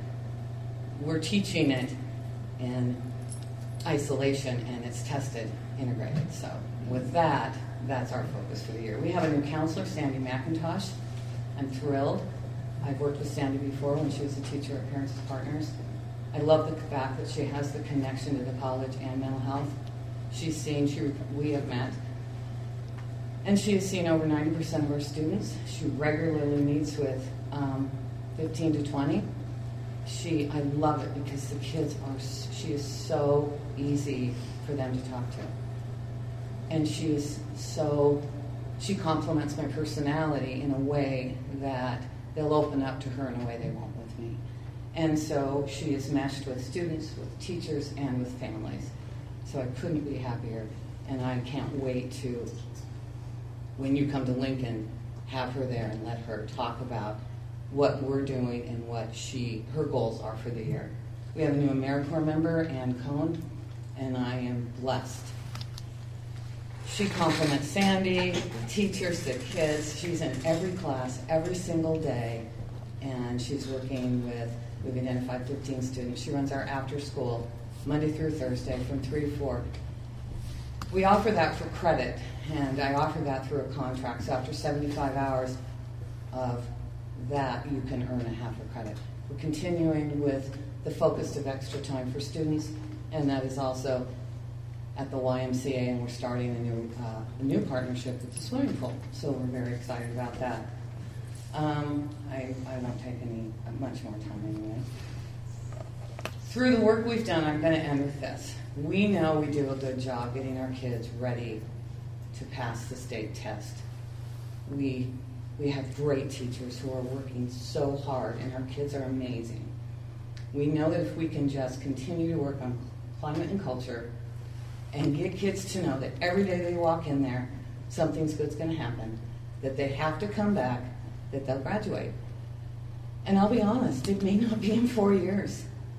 But if you look at what our vision and our mission is, it's get kids to graduate and to get them the skills they need to be successful. And I want to end, I could talk all night, but I want to end with a story we had, you probably saw in the paper. Chelsea Morris was recognized by the Seroptimists.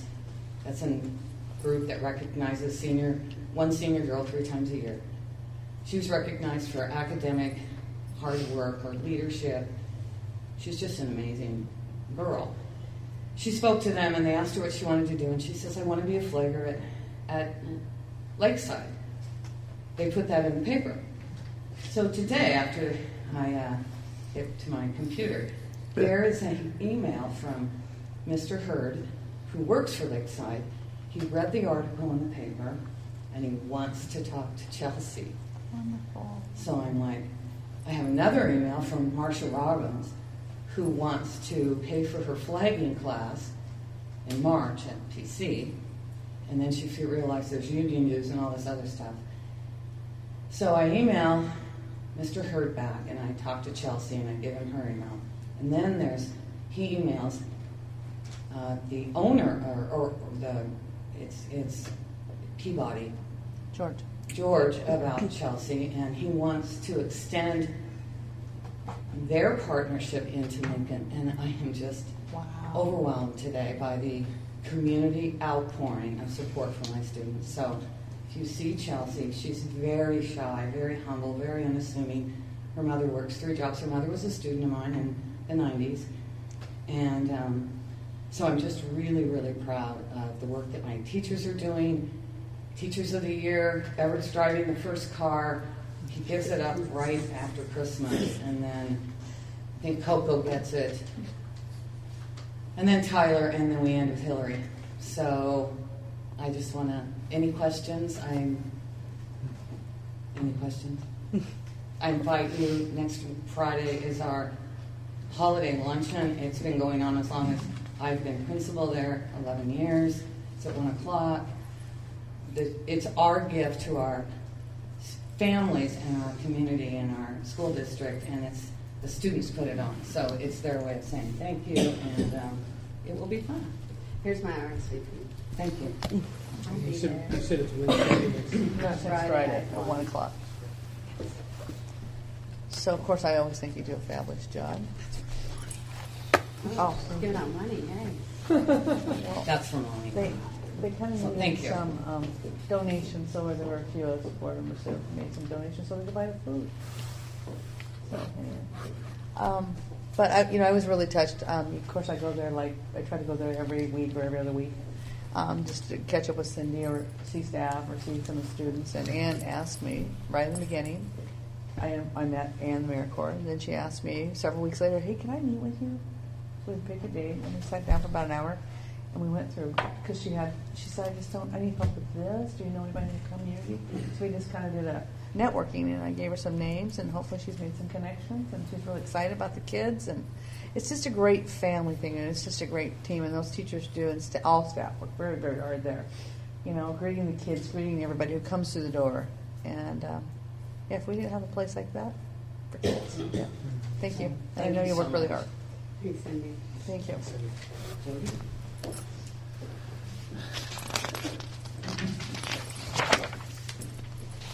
Good evening. My name is Jody Potter, and I am the new director for the Skills Center. I know that there's been hurdles coming into this job, that it has been looked at as a revolving door for the past 4 years, but I think we're on to a different path now. I think we're going to be headed down the right road. My goals, the Skills Center is different and unique with challenges that other buildings in the district do not have. We do not address test scores in the same manner, and our main role is to assist students to learn skills to enter the workforce. So we have hurdles, though. We don't have the same hurdles as Lincoln would have, or any of the elementary or the high school, but we still have a lot of the hurdles. The improvement plan was developed by all of my staff. We got together and I listened to what the main issues were and what needed to change, and together we created these goals. So we made it a work in progress that will always be changing. The first one is the leadership development. I believe that my role is to be a facilitator for my program leaders. I believe they are the leaders. I am the facilitator of them. We as a group will be transparent. We will be learning from others and to be proactive in the community. As you can see, all of my groups that are housed here put a lot of effort. The students really came together to put this together for you tonight. And it was a lot of work for them, but they really enjoyed doing that. They wanted to make it something that hasn't been before. And I think they did a pretty nice job. The second one is to provide opportunities for academic success by reducing barriers. We will other consortium schools and promoting more courses to all high school students and finding ways to reach homeless, Running Start, GED, and homeschool students, giving every opportunity to a student to be successful. The third goal that we're going to try to achieve is provide opportunities for academic success for all students by achieving positive academic outcomes for students. And to do this, what we plan on doing is working closely with the Peninsula College and other colleges to bring tech prep and agreements for all NOPSC programs, ensuring that our environment is as inviting as possible, and lastly, by establishing a baseline of highly experienced staff that holds students' learning to a value of ethics, morals, and integrity. By doing so, we will have created an infrastructure that supports student learning and success. I hope to be bringing in new programs for fall that are on the edge, the cutting edge of what students are looking at, maybe going into a 4-year or something leading to an opportunity here in the community. I'm sorry, I have a cold, so it's kind of tough. But other than that, I love my staff. They're doing an incredible job. I've had some major hurdles that I've had to overcome when I first came here. But I think we're starting to gel as a team. And by being able to come together, that allows us to move forward. And we all work together really well. Even though a lot of my staff is housed at other areas around the community and at other school districts, I still communicate with all of them on a regular basis. And we work well, really gelling together on ideas and future endeavors that we want to do. So my presentation is very short. I have 3 goals that we're just going to try to keep rolling forward. And unless you have any questions, I'm complete. I do have a question. In your second goal, you named 4 diverse student populations that you want to try to draw in. Yes. Among them was Running Start students and homeless students and homeschool students. What are some of the ideas to draw those kids to the program? Well, the homeless students are basically they're statistic bound. We get those numbers so that we can start to identify with them. And in order to touch base with the homeless kids, I need to get a better understanding of what kind of homeless situations they're in. A lot of them are just couch bouncers. A lot of them are living with relatives. A lot of them are living with friends. And those are the kids that I need to work out a schedule with and see if there is a possibility. Most of these kids are unaware that they can attend a skill center. They just don't know. And what you don't know, you don't know. Running Start students have a really heavy load, and a lot of them don't know that they could take an evening class here. And we do offer morning, afternoon, and evening classes. The GED kids, I have yet to touch base with those up at the college. There used to be a GED program here in the building, and I really want to touch base with the people who are in charge of the GED program to see why that moved and see if we can get it back so that I can touch base with those kids. And then the homeschool students, that will be a conversation that I need to have with probably the high school to find out how to get in touch with those students. But all of it is a reach out, and I have been making a lot of contacts with the counselors in SQUIM and the counselors at Crescent, and I've talked with Clallam Bay about putting a culinary arts program out there, and Forks and I are working closely on bringing back their health program.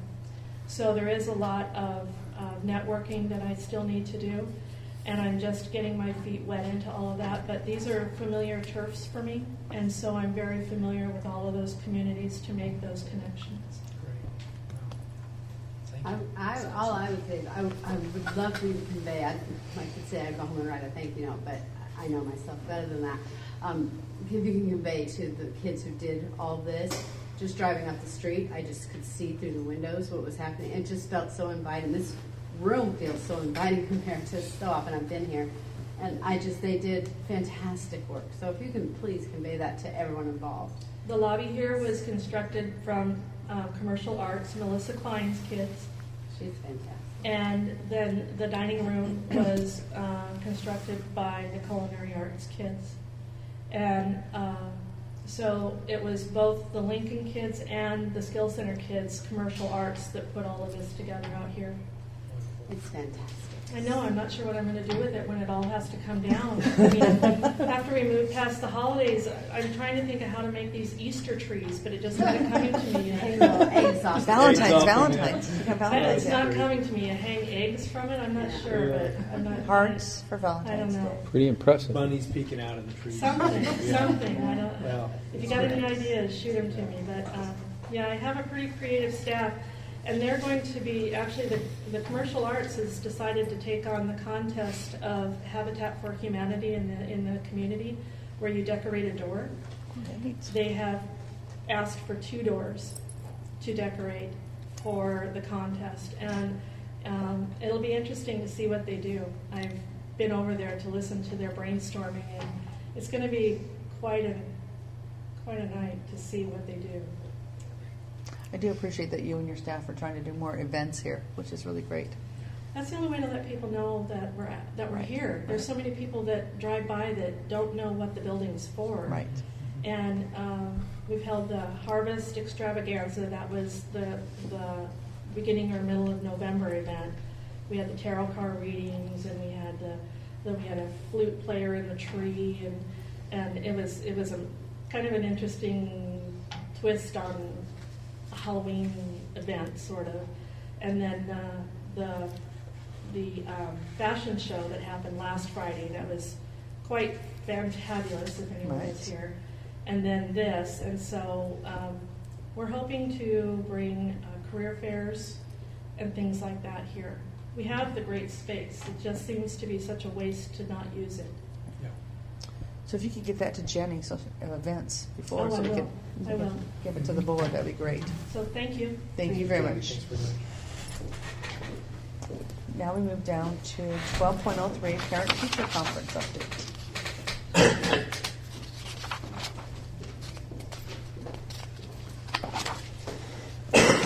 Good evening again. This is an annual report that we bring to you you every year around this time, and you have 3 years of trend data now to look at.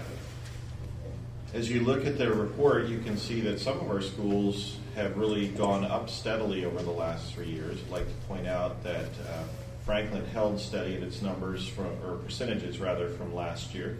Hamilton, Jefferson, Roosevelt, and especially the Skills Center really went up. And I would like to really commend Jody and her staff. You must have done something remarkable. Your numbers have gone from 17 and 18% participation in conferences to 60%. I know. So let's figure out what you did, because I think there's something remarkable there, and let's keep going with that. But we're down a little bit at Stevens, the high school in Lincoln, and just slightly down at Dry Creek. I'd like to explore with the secondary principals some of the reasons why they think they might be down. Some of the standard reasons we might think is just, secondary kids, parents don't care as much. Well, that may not be the case. That's just a bias that I might hold, that the community might hold.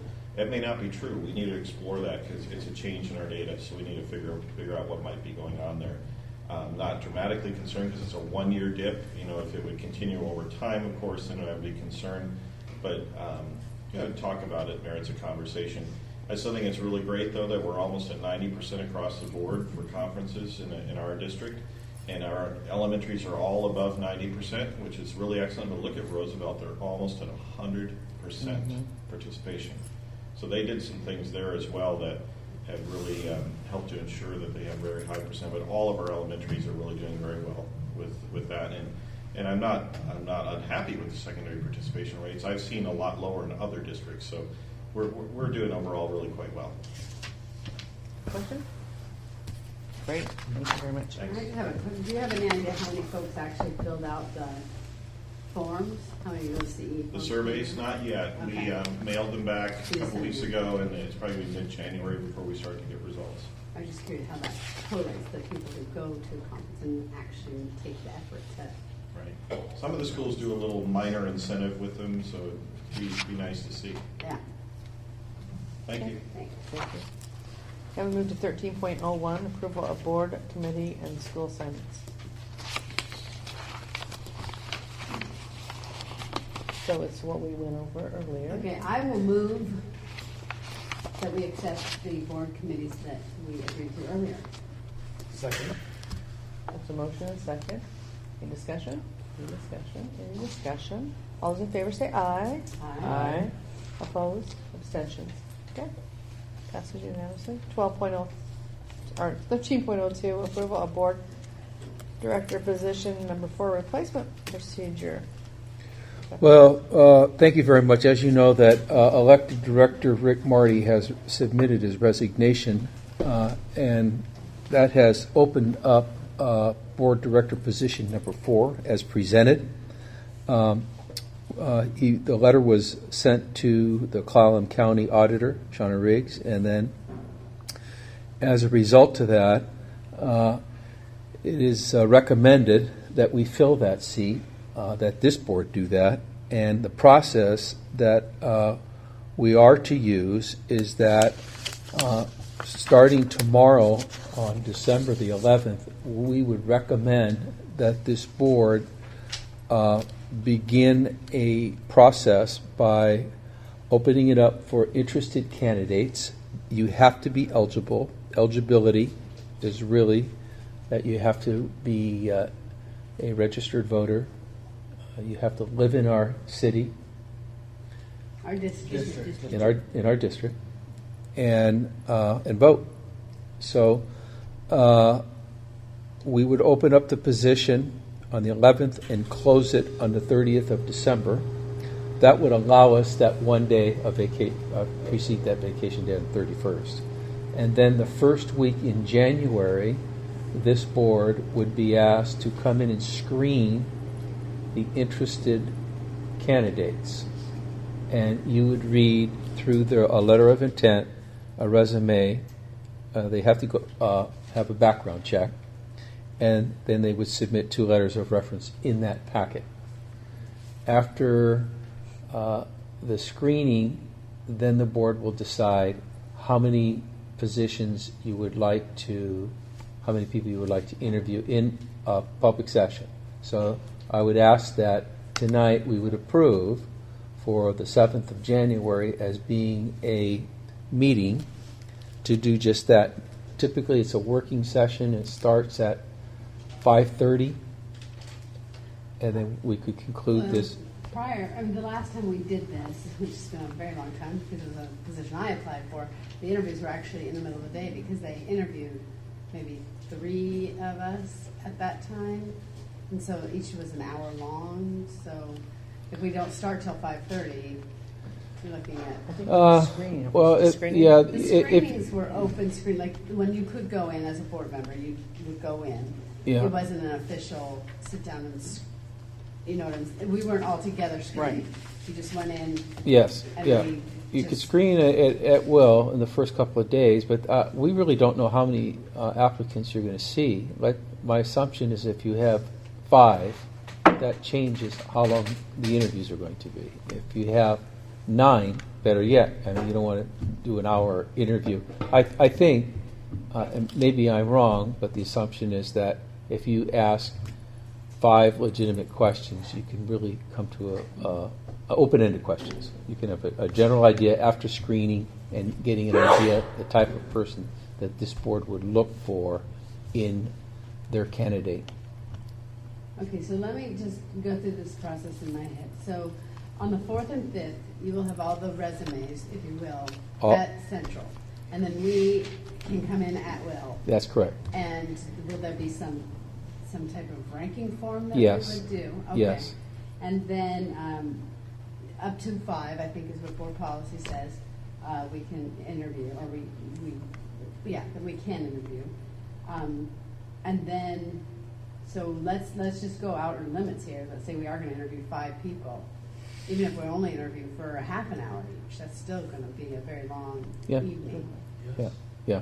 So If you want to push it up, we can push it up. It's your call. I don't know how people feel about it. I would think maybe a little earlier.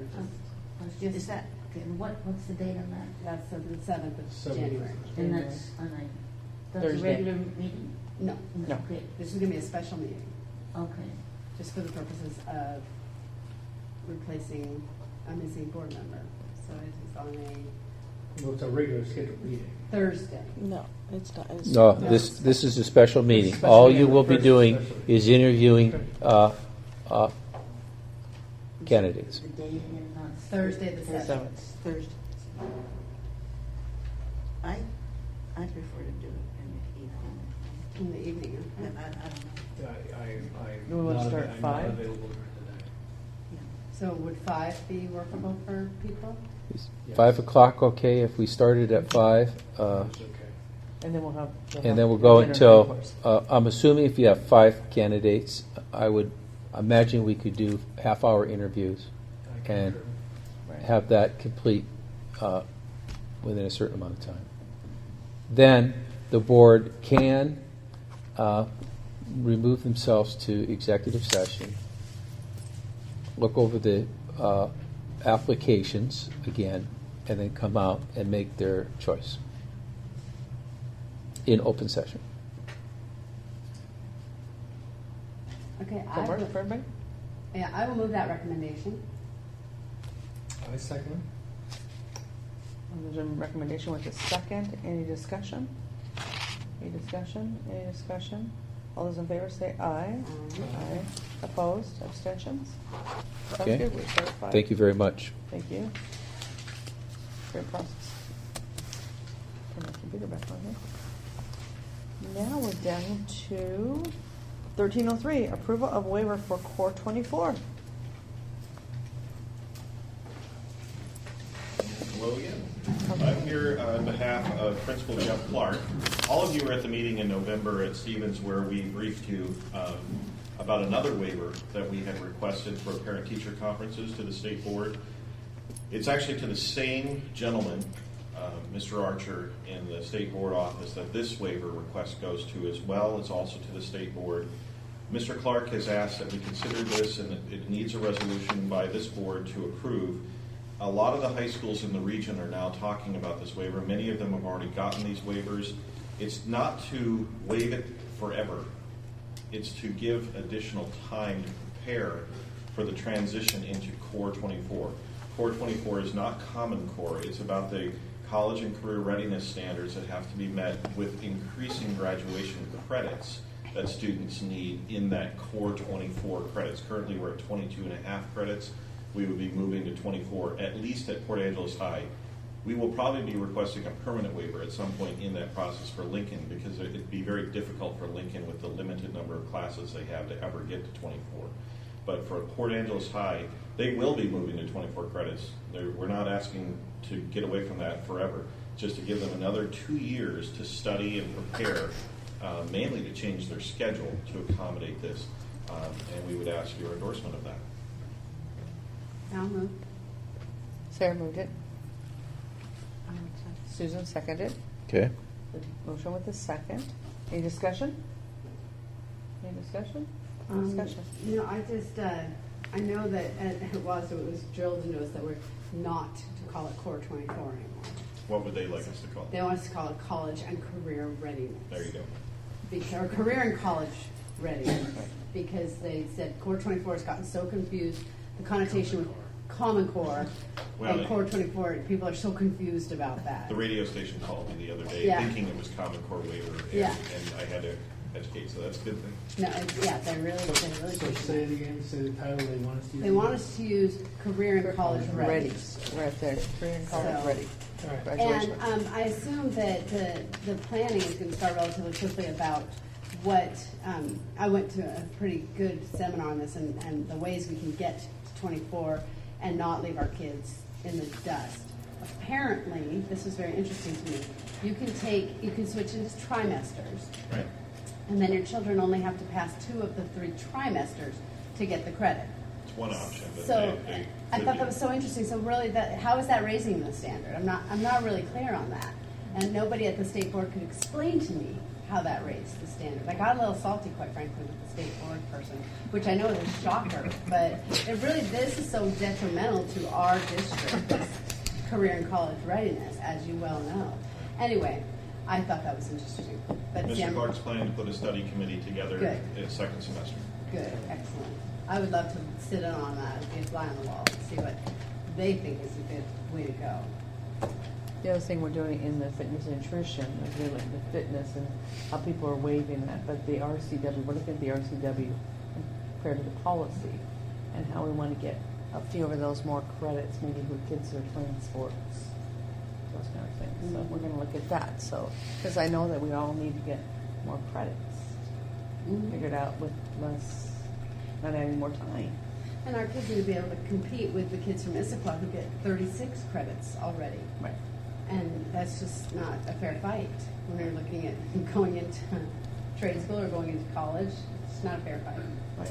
Okay, now I've gone off the rails Okay, sorry. again. Okay, sorry. Okay, so the motion is second. All those in favor say aye. Aye. Opposed? Abstention? Okay, unanimously. Now we move to 1304, approval of CSIP reports. So this is just required by OSPI rules that the board accept and approve the CSIPs annually. You'll be actually accepting tonight for the ones that were presented in November, and then next month you'll be accepting for the ones that were presented tonight, because as we explained in the new board members tonight, you usually have a 2-step process: information and then action the next meeting. So, point of order here, do Susan and I need to abstain since we're not present at the, not board members at the presentation of CSIP? Well, I don't think so. You had them on board docs. You had the CSIPs, and you both We were were at the actually meeting. there, yeah, so. And if abstain, we would pass it.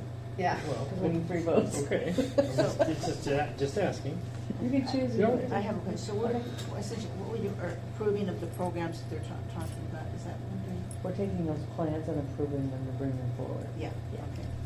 The ones that they approved, that they presented in Stevens. And I will move that the CSIPs are approved. Second.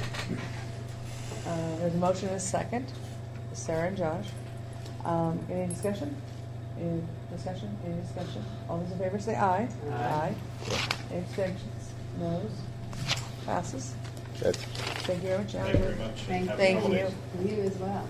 We move to 1305, the Everett Oh, that's right. College. You need to refresh. Refresh. So the reason I took it off of the agenda is there's a couple It's a typo, right? a statement of work under 3. It says high school students will pay a fee of $210 for each 5-credit course, or $1,126 for a 3-credit course, and $84 for a 2-credit course in CHF, which I assume is not correct. It is isn't it $126? Okay, it's for a 3-credit $126. course, And the last page also says that Dr. Jackson is the district superintendent at NOPSC Valley School That District. could be wrong. Yeah, I think it would be for the Angle School You District. have something to tell us. I think we can correct that. Yeah, I didn't know if he took a different job, but we just didn't know. No. If you correct those two, that would be wonderful. We will be glad to correct that, So, as noted. Okay, so in the consent agenda. It's amended. Yeah. Director Kelly moved one of the items off. This is this Off the agreement that we consent have. agenda, and you're Into discussing an it action now. item. We're Yeah. discussing there it it now. is right there. We're going to amend that consent item Pull it to, off the consent agenda so we could fix this. Oh, just That's a wrong number. and then Dr. Jackson is not employed by the wrong school district. Oh, Or okay. a I different see. school. So it's just minor, but it's technical. Yeah. Right, so we can't ever discuss, you can't discuss anything in the consent agenda because it's just normal procedural work. And so you need to take it off and make it, yeah. Yeah. And sometimes we'll do that under other action items, so I guess I could move to approve it amended. As amended. as amended. You still have to vote on it. Right. To amend it. As amended. I was second. Sarah seconded. Okay. Any discussion? Any further discussion? Any further discussion? All those in favor say aye. Aye. Thank you very much. Now we move to 1401, items for next agenda. Dr. Jackson. We have class size SPED CSIP, the School Board Directors Month, which is all of January, the Board SIP report, the Enrollment report, WASDA Conference report, Athletic Department report, TPEP and PAEF report, and there is a change. We've added 2 training dates with WASDA. Our trainer is coming to train us. Once we get the 5th board member on board, we're set to get trained on February the 18th, which is a 5:30 start, and it's 4 hours that night, and then the next night not the next night, but the next month on March the 3rd is the completed training. So of course it's open to the public, but we're paying for a trainer to come in. She is a past board member. She's really well received. She's a board member. She is a board member. Yes, Yes. she's She's very good at what she does. So that being said, I wanted to see if we could. I don't want to overwork us to the point where that's all we're doing is meeting. So we have set presently, we have a January 28th meeting at Roosevelt, which is a full board meeting. And then we have one set for February 25th at Jefferson. And now adding one for the 18th, I wanted to see if we could scratch the February 11th meeting and just cancel that meeting altogether so we don't overdo it. So what does the matrix look like? Well, the matrix is, there'll be some changes, but what we'll do is take the items that we had set for that and divide them up for the rest of the end of February, and then move some of those. We can move them into March. In February is a very small month anyway. Okay. So which one did you want to cancel? We wanted to cancel February the 11th. And I will be out of town, which is another reason to vote for you. Oh, detail, right? Yeah, Okay. a small detail. I should mention that. So I have a conference with AASA in Arizona. Yeah. Okay. You see any problem, everybody? No. Yeah, we'll be having the conference at Roosevelt right a couple days before we go down to Olympia. Yes. Yes, okay, well, sounds All right. okay. Yeah, Okay. don't have any problems? Okay. And I just want to point out to our new board members, where it says WASDA conference reports. In preparation for that meeting, generally what we do is I went to this, and this, and you sort of inform the rest of the board what you might have learned, what important things you learned. So we can all, since we tried to not all go to the same thing. So that will be a chance to do that and educate us. Right, and then maybe talk about things maybe you would want the district to explore, or learn, or so probably 10 minutes each of us, or so, 15 maybe, yeah. In total. Yeah. So it's a couple minutes. You know, the 3 days we were there, we just kind of talked about the sessions we went to. Right, so so is it a couple, it's not 10 minutes each, it's a couple minutes each? No, I think it's No, about 10 about minutes. 10 minutes each. Yeah, Yeah, it's about 15 10. minutes. Each of us will, because we learned a lot, right? Yeah, now we just gotta go back and Yep. Your brain was about to explode. you know, all that boot camp stuff we learned. Oh, and- yeah. Yeah. I recall it. It's coming back to me in waves. Yeah, I know, right? You Yeah. start with that, and then you start all the holiday stuff, so. Okay, there's no other business, I will adjourn the meeting. Thank you. Thank you very much.